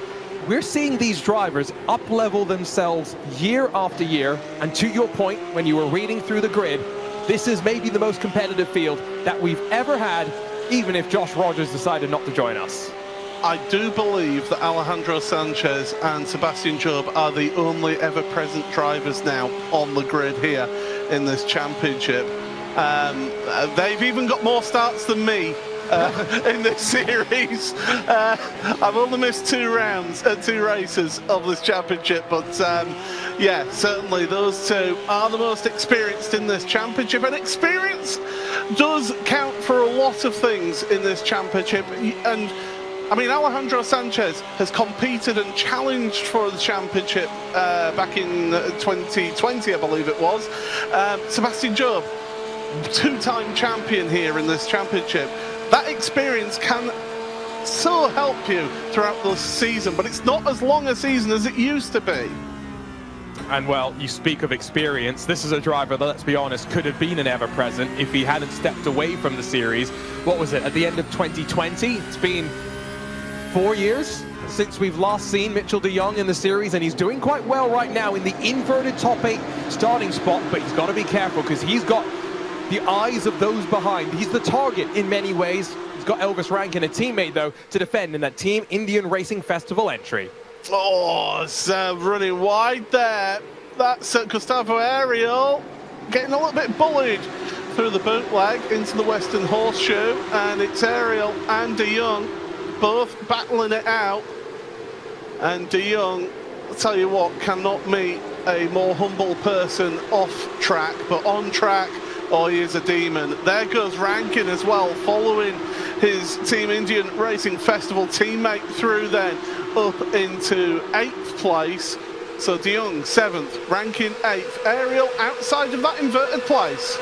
And I said at the start when we were looking at the schedule, right, the fact that we got back-to-back weeks for the opening 3 rounds is going to be significant, because I know Gustavo, much like me, we're both flying to Miami this coming week. We've got Racing Prodigy stuff happening, and then he's got to prepare. He's only going to get home Thursday, maybe Friday at the latest, 24 hours to get ready for a Porsche Esports Supercup race.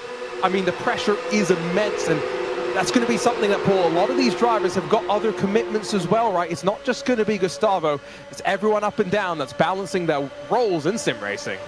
Yeah, absolutely, and it certainly is a juggling act. There goes Ariel looking to the outside. He's got Diogo Pinto, former champion, behind him, his teammate, and Josh Thompson right behind him. So 3 Team Redline cars all together there on track. A former champion involved in that as well. Great to have so many of our former champions on the grid. As you say, just Josh Rogers missing from the grid.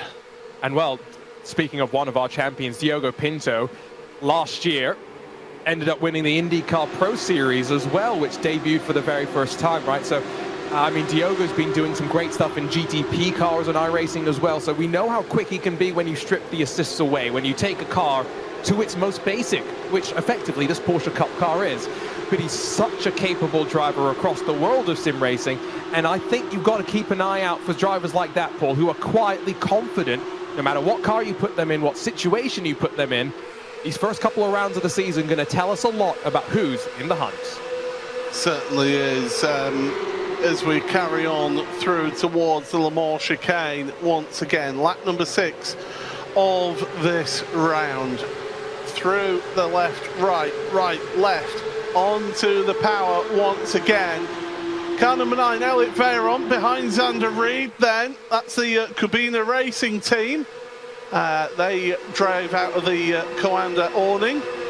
But certainly great to see some different team names and different sort of organisations getting involved in this series along with your more established teams.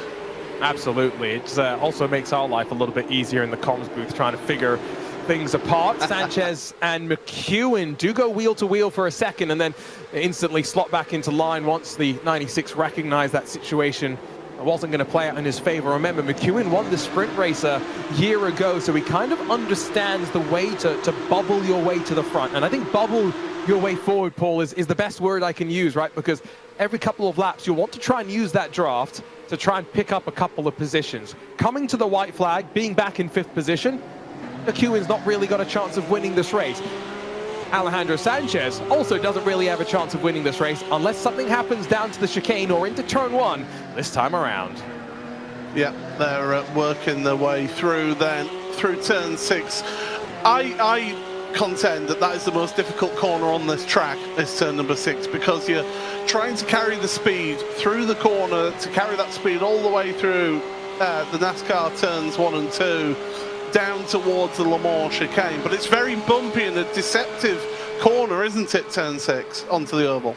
It's turn 6, which is difficult because, like you say, bumpy. And in this car in particular, because you've tried to set it up to be good on the banking, it's going to struggle at turn 6 in particular. But I think turn 1 is also one of those corners which is quite tricky in many ways, right? Because you're coming off the banking, so the car slightly unloads naturally from that. Then you've got to watch the front brakes, can't afford to lock up at all, because if you do, you're going straight on.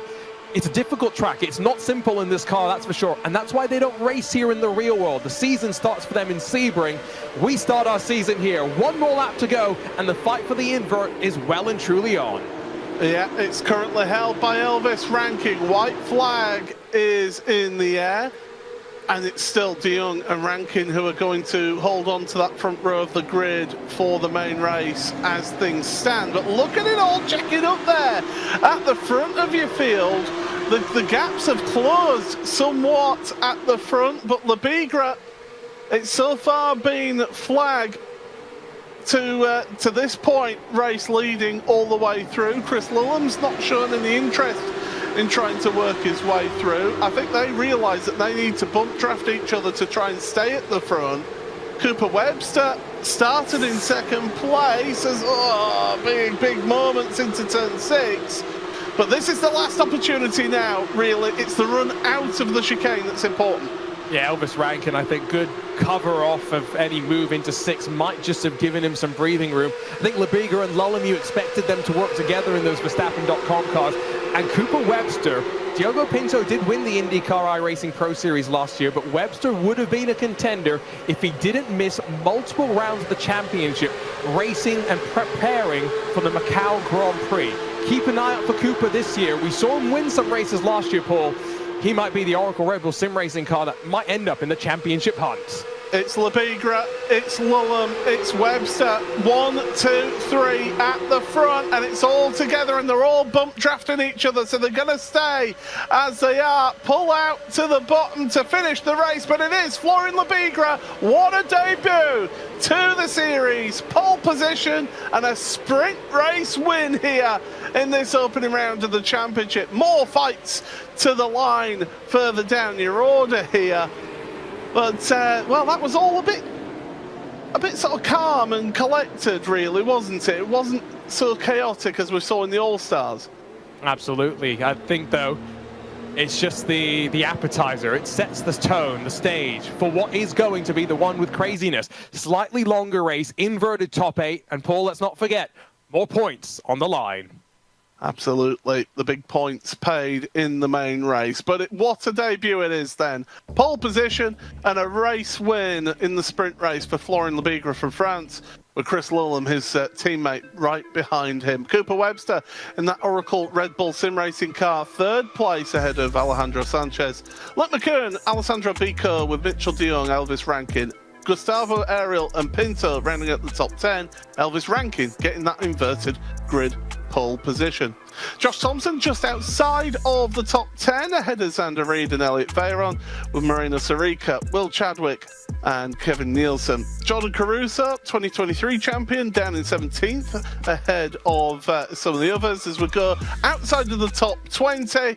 And look at that, down in 27th. Car number 1, Sebastian Job. That is not the start he would have wanted.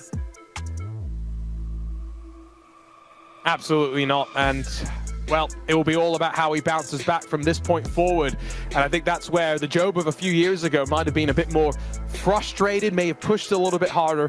The Job that won the championship last year recognizes it was out of his control, and he'll just have to try and force his way forward as best as he can. Paul, it was an interesting start, I think, to say the very least. I think it would be interesting to catch up with our race winner, though. We talked to him after he grabbed our first pole of the season. Now we'll catch up with Florian Lebigra once again. Florian, congratulations. Debut this year. and a race victory as well. How are you feeling after lights to flag victory there in the sprint race? I'm feeling awesome. That's just amazing. I wasn't expecting that. I mean, yeah, I don't have anything to say. It's just amazing. First year, first pole, first win. Nothing to say. It's amazing. So happy. And so now, what's the game plan? Of course, you've had some experience in the Contender Series of what this top 8 invert does for the second race. But how do you approach it? What have you learned from some of your teammates in setting up and preparing for today's race? I mean, I think the key is going to be to survive. That's what I'm going to try to do first and grab some good points because championship is long. So yeah, just try to grab some points and avoid incidents. And before we let you go, I'm going to ask, we've been talking about it during the sprint race a lot. We've got 3 back-to-back weeks to open up the season. How crazy is that for you? What do you mean? How much preparation does it take when you have 3 weeks back-to-back here? It's going to be every day. I mean, it's going to be a lot of hours every day. It's going to be intense. It's going to be intense. Great start to the season for Florian Lebigra, though. Let's see how the main race will go from 8th, though. Thank you. Always great to catch up with the drivers there, Paul. And I've got to say, I mean, there's just a great energy around Florian right now. I love it. Yeah, certainly. He's really had a good bit of momentum going into the start of the season, and what a perfect way to start off the season. Flag to flag victory. Big drama further down the field for our reigning champion, Sebastian Job. There he is around at the International Horseshoe right at the start of the race. And I said it in the commentary there. It seems to be every season our defending champions seem to get involved in something in the opening couple of rounds. This, though, bang! 2 teammates wiping out each other, take a couple others with them. Yeah, it was all precipitated with a bit of contact with one of the Drago racing cars before, though. So I think it was Oscar Pai, not really in control down to the braking zone, and it could have been a lot bigger. Fortunate, though, that impact's mostly minimized to his teammate as well. And over the course of the race, you could just see the line being taken. It's a really interesting, precarious needle that you're trying to sort of slot yourself between, heading out of that chicane up towards the line. Not really a contest between either of the teammates in the Verstappen.com cars. It's going to be a different story with the inverted top 8 as we get ready to go for the main race. Yeah, certainly we're looking forward to this main race. That's going to be an intriguing one. Well, here's the venue where we are right now. It is 3.5 miles in length, 12 turns, the road configuration of the Daytona International Speedway. It's all about speed, but you've got to also get yourself set up for that infield, because that can be really crucial for your race here today. Yeah, and I think some of these drivers will be quite glad to see the back of this track after today. We had the IMSA Esports season finale. We had the iRacing Daytona 24. Thousands of laps have been done in practice and racing here for these drivers. One final blast for them, though, before they say goodbye to this track. We've already seen that it's a track that can be chaotic, but can equally be quite single file if you want to work with those around you. So maybe, Paul, we're going to be in for an exciting start, a bit of a slow middle, and then an intensity that rises at the end, and hopefully a drag race to the line. Certainly will. It'll be a race of 3/3, and we'll see how this one gets on. Let's have a look then at your starting grid then, and it is Elvis Rankin and Mitchell de Jong starting on the front row of the grid for the Team Indian Racing Festival outfit, with Alessandro Bico and Luke McEwen on row number 2, Alejandro Sanchez and Cooper Webster row number 3. The 4th row of Chris Lullen and our sprint race winner Florian Lebigra, with then drivers starting where they finished. Gustavo Ariel and Diogo Pinto with their teammate Josh Thompson on row 6. Alongside him is Xander Reed. Elliot Veyron with Morena Sarica on the 7th row, Will Chadwick and Kevin Nielsen sharing row 8, with the 9th row of Jordan Caruso and Johan Hart. Row number 10 then for Beckham Jacia and Nicolas Mateo, with Michael Gianni and Tristan Iglesias on the 11th row of the grid. Sam Koita and Luca Kita on the 12th row. Oscar Pai and Daniel Pashto then share in the 13th row, with Sebastian Job, well, he was lucky to finish where he was. Alongside him is Carlos Fenalosa, Julian Sonnen and Bryn Collins your drivers at the back row of the grid. Well, it was hard enough for Sebastian, starting where he was in that sprint race, to try and work his way through. It's now got a bit harder, hasn't it, Arjuna? And you know, he's got to have a target set in his mind, top 10. He's not going to be thinking about the win. He's not thinking about a podium here. Points maximization, right? It is as simple as that, unfortunately. And he's going to have to match the aggression with some cool heads, right? Like you said, if it's just him and Alejandro Sanchez that are now our ever presence in the series, there's no other drivers that have got the level of experience, that have seen the number of different situations than those two drivers have had. And so the expectation should be, Paul, they'll make the right decisions when the time does come. Well, what a debut it would be for the Team Indian Racing Festival name to have here, to take a front row lockout as the plane comes into land, just in time to see the start of this race. So, Elvis Rankin, Mitchell de Jong starting on the front row. Elvis, bit of pressure there, starting from first place, isn't it, Arjuna, in this field? Absolutely, but you know, Elvis is one of those drivers that I think second season syndrome, he's hoping just to kind of get out of his own head, right? He's now kind of seen what this series has got to show, and now he's got to just try and make sure that he delivers and puts it all together. Now, it's easier said than done, right, Paul? You and I, we've talked to these drivers so many times. We know the mental strain they put on themselves, let alone the pressure that sometimes they'll feel from their teams, from people watching and supporting. It's a unique environment and one you've got to thrive in. Certainly, you've got to thrive on that pressure. And the thing is, the only pressure that you can have is what you put on yourself. So keep cool, keep calm, keep collected. That's what you need to do at the front row of the grid. Well, here we go then. It's the main race of the opening week of the 2025 Porsche Tag Heuer Esports Supercup. Green flag, we are away, and it's a great launch for Elvis Rankin. Mitchell de Jong follows him through, right behind in his wheel tracks, in towards turn number one, round the outside though. Luke McEwen looking to make some moves on Bingo. We're going to crash further down the field. Oh, there's 4 cars. Now, is that Webster? It is. Is that, no, it's Keitel. One of your drivers having big moments. Yes, it was Sam Keitel. Big moment for him, along with Keita and Pashtor at turn number 1.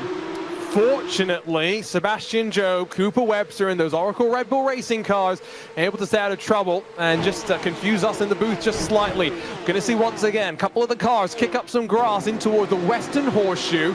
I'm wondering if they're going to be able to tiptoe their way through safely once again and cycle around to the banking. You can see pushed out wide there is one of the Drago Racing cars that bobbles in the grass. Oh. And then there's the chaos. Cabina Racing on the outside pushed out wide, but they're all going to now cycle back around, get onto the power and drag race down to the chicane. 16 laps in this race and one car goes up high trying to stay out of the way.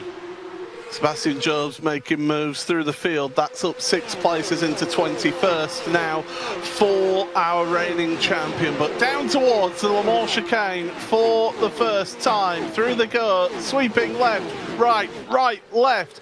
Watch the curbs. Watch that you don't cut too much of that curb and get yourself a slowdown penalty. As they all go flying through.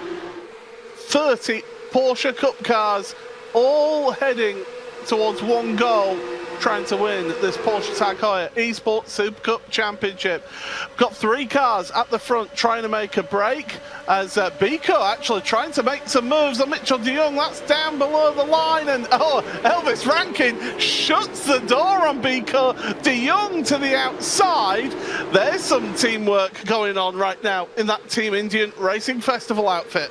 Yeah, Biko, let's not forget, has won both a sprint and a main race before, so he's kind of had a taste of that success, but now trying to get himself back up to the top step. So it's been since 2023 since he achieved victory in the series. It's been a good start to him, though, to open up this 2025 campaign. Sanchez as well could be on for a double top 5, and to your point on staying out of trouble, Paul, I think this is where teamwork and knowing who you can trust is going to come into play, because you're already seeing a bit more moving around, drivers trying to work their way forward. unlike Lebigra, Lullum, and Webster in race number 1, who were relatively untouched, pressure's already building.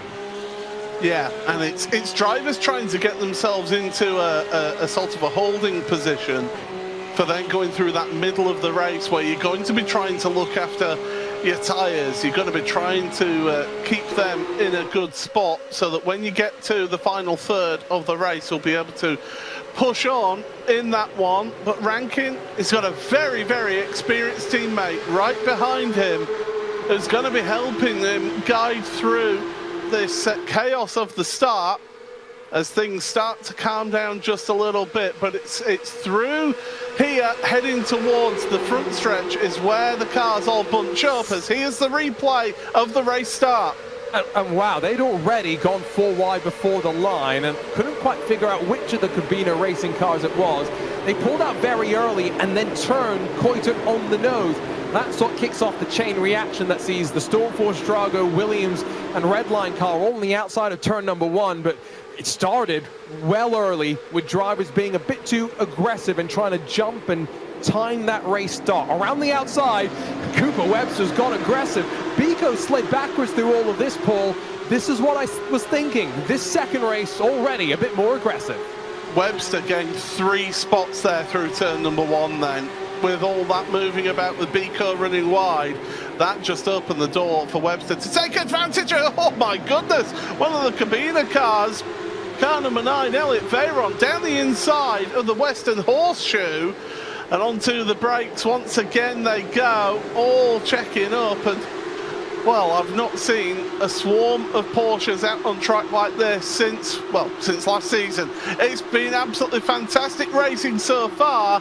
And so far, all cars on track in this main race. Nobody retiring to the pits, as I can tell you, Job up to 18th now in this race. Jordan Caruso was one of those who got caught up in early instance at the start, down to 26th. Again for Job, remember, top 10 has got to be his target. His teammate Webster's at the very front. He's not going to be thinking about the victory, and so for Oracle Red Bull Sim Racing, their hopes are now pinned on Webster, who again, like I mentioned, a couple of race wins last year. You could tell that Cooper was getting more and more confident. Third in the sprint, let's not forget as well. 2 race victories, but hello, there comes Alejandro Sanchez charging up the inside. Don't go below the yellow lines. It's not going to make Paul very happy. As well, oh, big moment, Biko, oh my goodness, nearly wipes out a car there, instead causes himself to lose places, and Sanchez is fighting with De Jong at the front of the field. Lebigra is trying to get involved in all of this.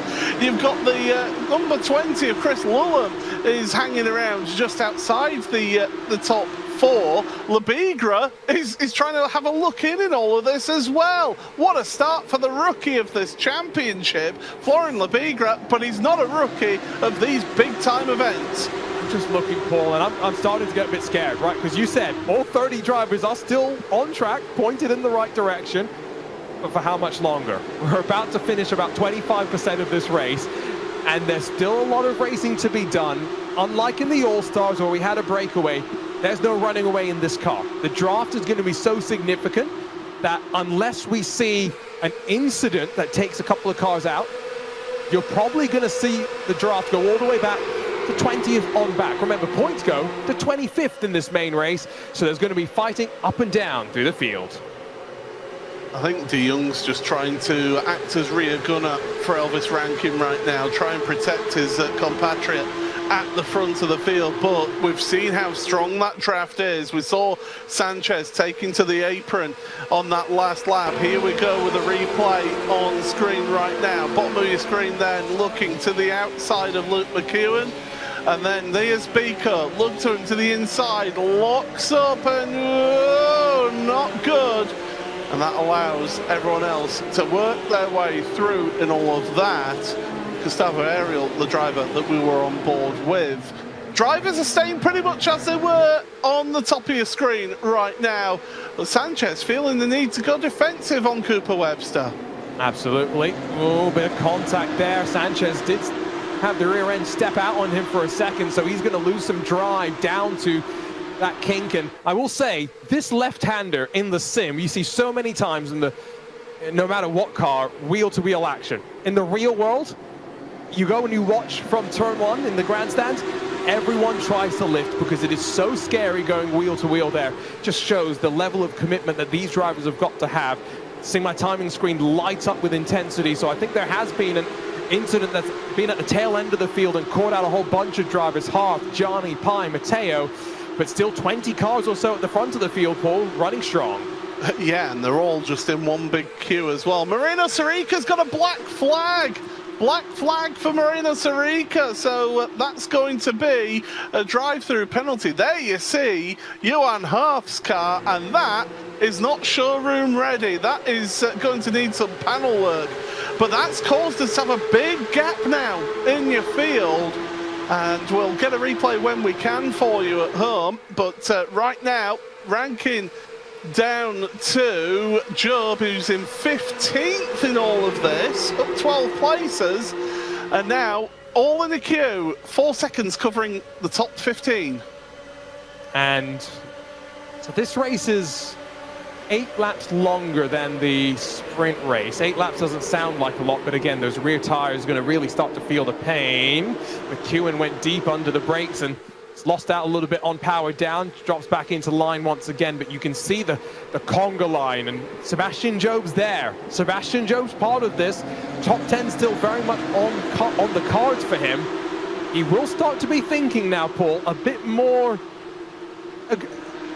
eagerly. That's the right way to say it, right? It's like when you're a kid in a candy store. Ooh, my parents have let me buy $10 worth of candy, but maybe I can sneak a couple more bags in if I really try. Oh no, contact there for Labigra, dropping down the order there through the exit, the Western Horseshoe, and there's Job working his way past him, and Job looking to the outside of Beaker. My goodness, that was a sketchy moment. Here then is a look back at what happened here on replay, and then bang into each other, contact between the two, and Matteo spun around. There goes Half in all of that. Oh dear, that was all a bit messy there at the Western Horseshoe. And Nicolas Matteo is not having the best of starts to his Porsche Esports Supercup career, but I've got to say, Drago Racing will be one that maybe over the course of the season we'll see them get more and more strong. Carlos Fenolosa, Matteo, the 2 drivers in that outfit. But Paul, I think one thing that you see in this series is teams start to work with other teams if they're left just by themselves. In years past where Coanda have had less cars in the Super Cup, they've had partnerships with the likes of Altus Esports, right? So it'll be very interesting where some of those alliances go. Rankin blocks down low, though, as the move once again builds from Alejandro Sanchez. Cooper Webster trying to find a way around the outside of Mitchell de Jong, and try as he may, Alejandro Sanchez is not able to get the move done because Rankin defends that inside line. Mitchell de Jong then takes the wider line to cover off that from any others, and now Luke McEwen's getting involved in this. Now is Luke saying to Alejandro, let me have a go at them, I feel that I can get one over them. Of course, McEwen just last week was racing in the Rafa Racing Club Porsche Esports Carrera Cup Great Britain. Him and also Sebastian Job, Will Chadwick as well here in this grid, getting those early opportunities to competitively race in this car. Okay, they race in a fixed setup series in that compared to this, which is an open setup, but seat time is such a big thing, Arjuna, isn't it, when it comes to this machinery? Absolutely, and that's where these teams, where again, if they have fewer numbers, the ability to go and partner with other teams running simulated races is so important, right? iRacing's got AI, which is pretty good. It gets you 99% of the way there, right? But for these drivers who want to really dial in exactly what these races are like, they need to be wheel-to-wheel with their other competitors. Look at the bottom, we'll show you, well, exactly what happened there. A bit optimistic under the brakes, and you saw the door just opened up, and the Verstappen.com car trying to avoid the Cabina.com send. Unfortunately, 3 wide, another move from behind, and it all just caused a bit more chaos. Paul, I'm getting nervous, though. Increasingly, these drivers want to go below the yellow lines, beating and banging to turn number 1. Oh, 3 wide into 1, and Mitchell de Jong getting bullied his way out the way by Luke McEwen and all of that for the Apex Racing team. Here comes the Stormforce Gaming driver of Alejandro Sanchez, and now business is picking up here as we reach the halfway point of this race. But Mitchell de Jong very much bullied out of that one. Welcome back to the series, Mitchell. I mean, he's missed it, right? He was doing some rallycross in the real world last year, continued in eNASCAR and a couple of other things in the last handful of years since he was last in this series, but trial by fire as he's welcomed back into the Super Cup. Pushed from behind as well by Chris Lallam is going to open the door for Webster to make that move stick. And so de Jong's gone from 2nd to 5th in the space of half a lap or so, and it's just all instigated by the teammates being separated, right? Rankin and de Jong were really operating as a good coordinated wall, but you can see right here, once the opportunity was there, McEwen forced his way on through. Wonder what race control is going to say about that one, but Paul will only know next week. Yeah, yeah. Motorsport is meant to be a non-contact sport, but we do sometimes see paint swapped in this series, and I think that was a bit more than paint swapping right there, and it's a good job we've got a virtual paddock rather than a real one, because I think no matter how calm and collected Mitchell de Jong is, I'm sure if the red mist descended, he would be out searching for Luke McEwen right now after this race. Paul does not advocate for physical violence after racing. On board with Cooper Webster. Super Webster. Oh, no, not going to try and slide it 3 wide for 1. We'll take it 2 by 2 for those podium positions. McEwen almost runs into the back of Sanchez, and Webster does get his way forward to 2nd. We've got 8 laps to go, half this race complete. And the action by no means has settled down. To the lead goes Webster in his search around the outside. Rankin's going to hold on, but increasingly you have to feel the pressure's going to build. And you could see just how much it was almost like Elvis Rankin was standing still at the front of the field. That draft has such an effect as you reach in the front stretch there. It means that potentially, if we stay as close as we are, it is going to be a drag race to victory here in this one. We are, as Arjuna says, halfway through the races, locked up tyres further back in the top 10. Pinto moving forward on Xander Reed. Josh Thompson's there to help out the Portuguese driver, his teammate, as they go down low. Here's a look from Cooper Webster's view then, and this is where it all gets a little bit close for comfort as they head into turn number 1. Look at how slow Xander Reed's car is compared to the others with that draft. And Cooper Webster says, thank you very much, boys. Gee up, I'm off. On a great camera position as well. You can just kind of see the way the body language of the cars moves around, right? These cars are weighty, they're floaty on occasion as well, as much as they've been maybe a bit more stiffly sprung here. Now, this is getting a little bit above what I think is maybe sensible. You are allowed to go below the yellow line. You have no obligation, though, to be let back up. And so drivers want to go down low and force the issue. Elvis Rankin now, Paul, is being forced every single lap to cover that move off, because otherwise he's got Cooper Webster up his inside and looking for the lead. This is just an absolute crazy pack. 2.4 seconds covering the top 14 drivers here. If you want close racing, well, you've come to the right place, that is for sure. Still absolutely neck and neck, Lallam and McEwen. Those two have gone wheel to wheel over the years.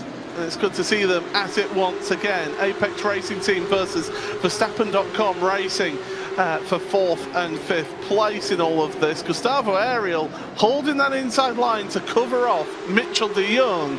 And the Team Redline driver holding on to 7th place ahead of that Indian Racing Festival car of de Jong. There's Elvis Rankin on the bottom left. Cooper Webster bottom right. That's your front 2 right now. And Cooper Webster has almost got to work together with Rankin at this point and then fight against him out of the chicane. And two very similar but contrasting stories at the same time as well, right? You've got Cooper Webster, who, last year we talked about some of his successes in the real world, racing around Australia. He won some of the races in the Formula 4. Championship in India. Then you've got Elvis Rankin on the other side, who moved to England in the search of more racing opportunities. Quarter midget champion in the real world as a kid and so many other accolades. But he's still searching for opportunities in the real world and now trying to use this Super Cup as a launch pad. And so that's where the defense from him is going to be increasingly aggressive as we get through the laps. The opportunity for him on debut here today to win a main race, Paul, he will not give this one up easy. Lowham nearly turned around there in 4th place, holds on to the place for the time being, but McEwen's there with him. And yeah, Rankin's holding on to it, doing a good job at the front of your field as things stand right now. Through the left-hander at the elbow, on into the bootleg, should I say, and then onto the brakes. Western Horseshoe. Lulham's trying to show his nose to McEwen, and just look at how close things were between Lulham and McEwen. Almost contact, and I think there was slight rubbing through turn 1, and that just caused Lulham to have a little moment out there. Rubbing racing. That's not rubbing though, that's a bit more of a bang. Yeah, so that's the contact there between the two of them. Our former reigning champion, should I say, has sort of hit a wall really, and is in 13th place right now, not really moving up any more places as things stand. 6 laps to go in this race, and it is Elvis Rankin ahead of Cooper Webster with Alejandro Sanchez in 3rd. Luke McEwen, Chris Lulham is your top 5 with Ariel de Jong, Pinto, Veyron, Thompson your top 10. Florian Lebigra, who started in pole position in the sprint race, he is in 11th place, and there, Arjuna, is your live point standings, and that was a bit late defensive. I mean, that's reactionary. There's no ifs or buts about it from Elvis. I'm a big fan, but that one's not necessarily on. Look how close it is, though, at the front of the points. If Sanchez holds on to 3rd, he's about 1 point back from Cooper Webster. Webster in a very strong position to hold the lead of championship standings, heading out of the World Center of Racing and rolling into our 2nd round in the series. But ultimately, you're already starting to see, Paul, 1 round in, a 40-point swing for some of these drivers in that top 10. It's why we always say, you've got to be consistent in a championship like this. Yeah, consistency is key. I mean, we have seen the championship won with just 1 race win to the name before in the past, so it is key. And with it being a shorter season as well, that consistency is even more important, because there's less opportunities to then catch up those points that you've lost out on at the start of a season. So yeah, moves are making on. Further down the order, by the way, Tristan Iglesias leads the 2nd pack. You've got Sam Keita, you've got Bryn Collins, Kevin Nielsen, Luca Keita, Jordan Caruso, our 2023 champion, Daniel Pashtor, one of our new drivers, along with Beckham Josiah, Will Chadwick, Julian Sonnen, Carlos Fenolosa, all of those together fighting it out for 15th as well. Yeah, for Tristan Iglesias and Michael Gianni, give them a quick shout out as well. They were in the iRacing by Kawanda Rexy entry in the IMSA Esports Global Championship. They won one of the rounds, so Rexy now has a virtual golden tooth to match the ones in the real world as well. So it'll be interesting to track them over the course of the season. Just looking though at the top, the fan out, Sanchez once again searching around the outside. He's going to have to watch his left side mirror though, as McEwen's going to switch it back on him and once again try and get the position away. Rankin's having to now get increasingly aggressive because of those behind, Paul. And it's building, it's brewing, it's going to bubble up into something. And 3 laps to go next time by at the line. How many more opportunities do drivers have to start working their way forward?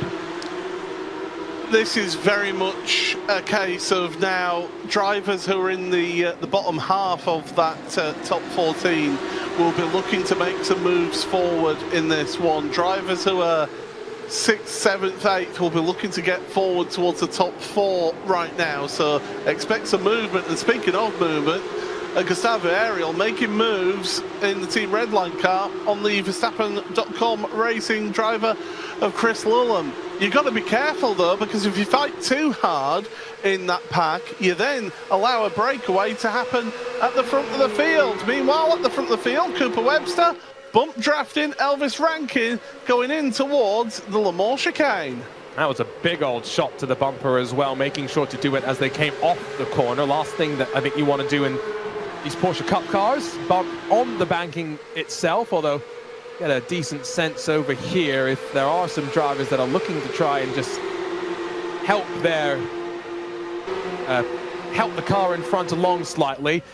Once again, a little bit reactionary, if you ask me, from Elvis Rankin, moving after he sees the commitment from Cooper Webster. But for the first time in going on 10 laps or so, Paul, they're not 2 or 3 wide down to turn number 1 for the lead. But what you have got is well, I was about to say a little bit of a break at the front 3, but they've been caught up once again with that draft by Luke McEwen, Chris Lullum, Gustavo Ariel, Diogo Pinto and Mitchell de Jong. De Jong, who started on the front row of the grid, is now under pressure from Elliot Veyron in that Cabina Racing car. Yeah, running out of the Coanda awning, but very much different teams here in this race. And Elliot Veyron now making moves! Contact between him and Pinto, is it? No! Keep it, well, that was contact, a little rub. Oh, and de Jong's getting just freight trained here right now. He's falling down the order. Yeah, there's plenty of contact to the point that I think some of these drivers are going to start getting drive-through penalties for jumping above that incident limit. I think both the 11 and 88, so that's Fenalosa and Will Chadwick, have done that. Yeah, two drivers. Yeah, you absolutely mentioned it. What I was about to say, Fenalosa, Chadwick, both with drive-through penalties in all of this. We've got fighting here. Labigra trying to move to the inside. And, well, can he make the moves? Yes, he can. So through they go. It's worth pointing out as well, you mentioned those instant points, Arjuna. The drivers, once they hit 17 instant points, that's a drive-through penalty. If you get 25, it's a disqualification. So got to be very, very careful. And I think that's where some of the concern will be if you've been bumping and barging. Some of the contacts will end up as 0 incident points, some as 1, 2, 4. It all depends on the level of intensity and aggression. That's a big send around the outside from Luke McEwen. He will grab a spot from Sanchez if he's able to get onto the power nicely. Does not threaten Webster this time by. There come the drivers serving their penalties. Yeah, 2 onto pit road. Tarika, remember, earlier on in this race, served a drive-through penalty as well. These two have got to be careful when they're getting to the end of pit road because it narrows down those pit exits, so they've got to be careful working their way through. But 2 laps to go here, Arjuna. Who's your money on here? It could be any one of this top 10. I mean, Rankin's done a great job, right? He's led every lap so far. He's put himself in the right positions, albeit maybe a bit late for my liking in some of the defense that he's had. But Webster, he's looked great. I mean, this is, I think, the strongest, Paul. You and I, we've seen Cooper in this Porsche Esports Super Cup, right? And so it's a great start to the season. I also think there's clearly, for Team Redline, not as much as a domination as they had last year to open up the season. So this 7 rounds that we've got in front of us could all be up for anyone. Chris Lullum did have technical issues. He's dropped from the server here, so he was up there in the top 6, top 5. He's all the way on pit road right now. Not the best run there through for Sanchez. And Gustavo Ariel looking to the right-hand side, looking to the high line, not able to make any moves. Now, we're going to be starting the white flag lap, the last lap of this race. And again, Rankin going defensive here. Luke McEwen, though, you called it, Arjuna. He knows how to win here with that sprint race win last year. He's just being frustrated, though, right now. It seems as though second in line might be a bit better than third in line with the gap that they've got behind. Gustavo Ariel, Diogo Pinto, they are both working on the back of Alejandro Sanchez right now. So 3 at the front. I'm not a betting man, but I'll throw my money down right now. Elvis Rankin, unless Cooper Webster's going to pop out of line and make things difficult, might just have this in line. Bryn Collins, the latest driver with a black flag further down the order. And the thing is, getting that on the start of the last lap, you can't serve that on pit road. So he's going to end up out of the points here in this race. Through they go then, on to turn number 6. What can Rankin do? He's led all of this race from the start of this race. Can he hold on to it to the very end, heading towards the Le Mans chicane for the final time this day? is going to be interesting. It's about the run out of this chicane at the end of the day. Rankin's going to get closed on here. He'll go slightly defensive, but Webster won't want to make the move here, surely. He'll want to get back into draft, set things up, and Paul, give us a drag race, a photo finish, hopefully, at the line. Through the Le Mans chicane for the final time, we've got Elvis Rankin at the very front, Cooper Webster right behind, and a shove from Webster. He doesn't want to make the move yet. He wants to wait until the very last minute. Luke McEwen's getting involved in all of this as well. They're going to fan out, are they? Almost 3 wide as they reach the line. It's going to be neck and neck. Cooper Webster's got a nose in front as they reach that line. The rubbing door handles. Cooper Webster takes the win by the closest of margins. Unbelievable stuff at the end. 15 one-thousandths of a second between him and Elvis Rankin. And you can see what it means as well.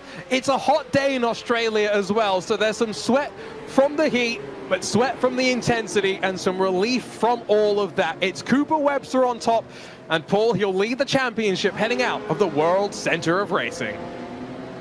What a day it is. It's a couple of weeks post Australia Day as well. So a proud Aussie is Cooper Webster. He takes victory here in the main race, in the Loctite post-race show now. We'll take you through your race results here for this main race of the opening week of the Porsche Tag Heuer Esports Supercup. But this is just how close it was across the line. They were rubbing panels as they went across the line. Luke McEwen, he had nowhere to go in all of that. And it's Cooper Webster, did well to hold on to it there in the end. Just by a nose, takes the victory here today for the Oracle Red Bull Sim Racing outfit. What a finish to this race. There was action aplenty all the way through that one. So it is Cooper Webster. In the end, officially 16 one-thousandths of a second between him and Elvis Rankin. Third place for Luke McEwen, though. He'll be happy to get a strong points finish here today with Alejandro Sanchez and Gustavo Ariel 4th and 5th place. Diogo Pinto, Florian Labigra, with Elliot Veyron, Mitchell de Jong and Alessandro Bico rounding out the top 10. Sander Reed in 11th, ahead of Josh Thompson, with Sebastian Job. Good recovery drive from him to finish in 13th. Luca Kita, Sam Keitert, Tristan Iglesias, Jordan Caruso, Kevin Nielsen, Daniel Pastor, and Beckham Jasir rounding out your top 20. The final drivers in the points, Julian Sonnen with Oscar Pai, Michael Gianni, Nicholas Matteo, and Marina Sarica, the final point-scoring driver. William Chadwick ahead of Carlos Fanalosa, who both got a drive-through penalty in that race. Johan Hart with a very damaged car. Bryn Collins, well, he ends up down in 29th, and Chris Lullen 1 lap down after having technical issues in that race. It's time to take a breath, everybody, because that look at this intense stuff here in this opening round of the Porsche Tag Heuer Esports Super Cup. And Arjuna, we're going to have some jubilant drivers here in the commentary booth as that's how close it was.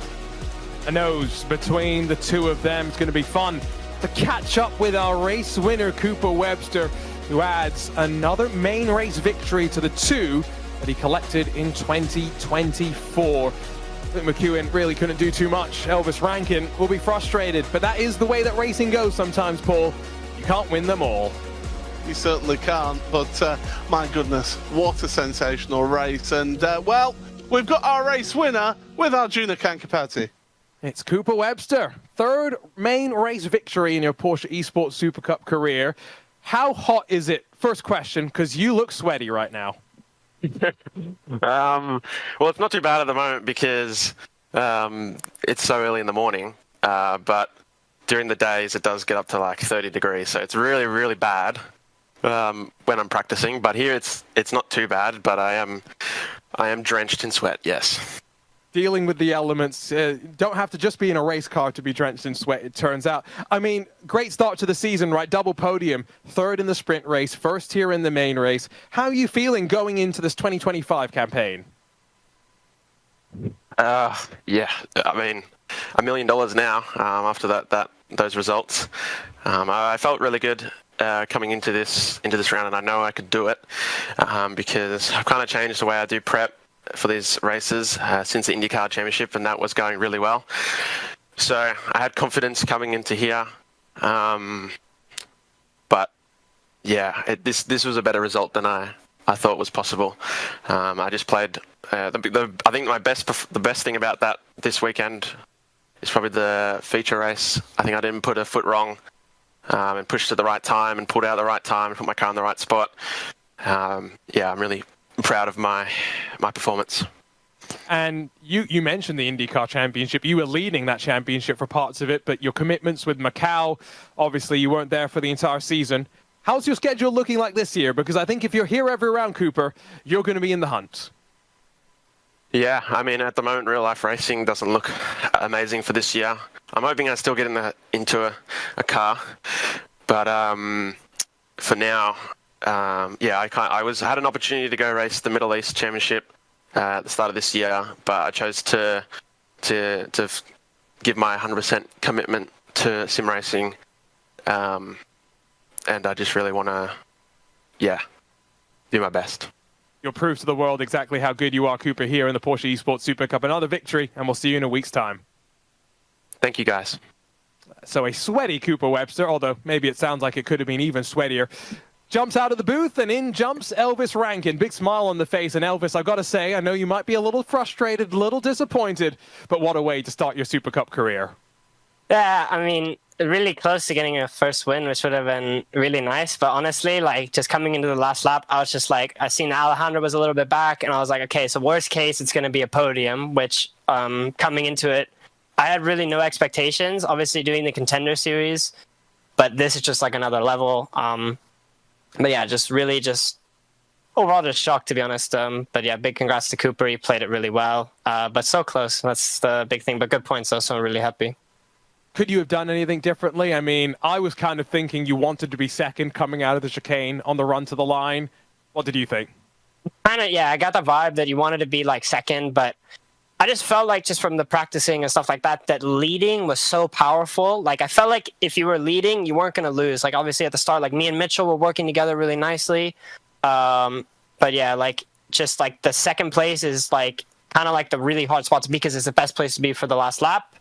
But then he has to deal with, like, you know, you had Luke and Alejandro really coming after him in kind of the middle stage of that race. So just wanted to chill out front. I just controlled the race as much as I could.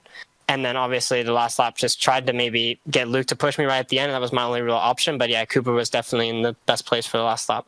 Well, congratulations, Elvis. A podium to start off your career, and hoping for the best for the rest of the 6 rounds that we've got in store for us.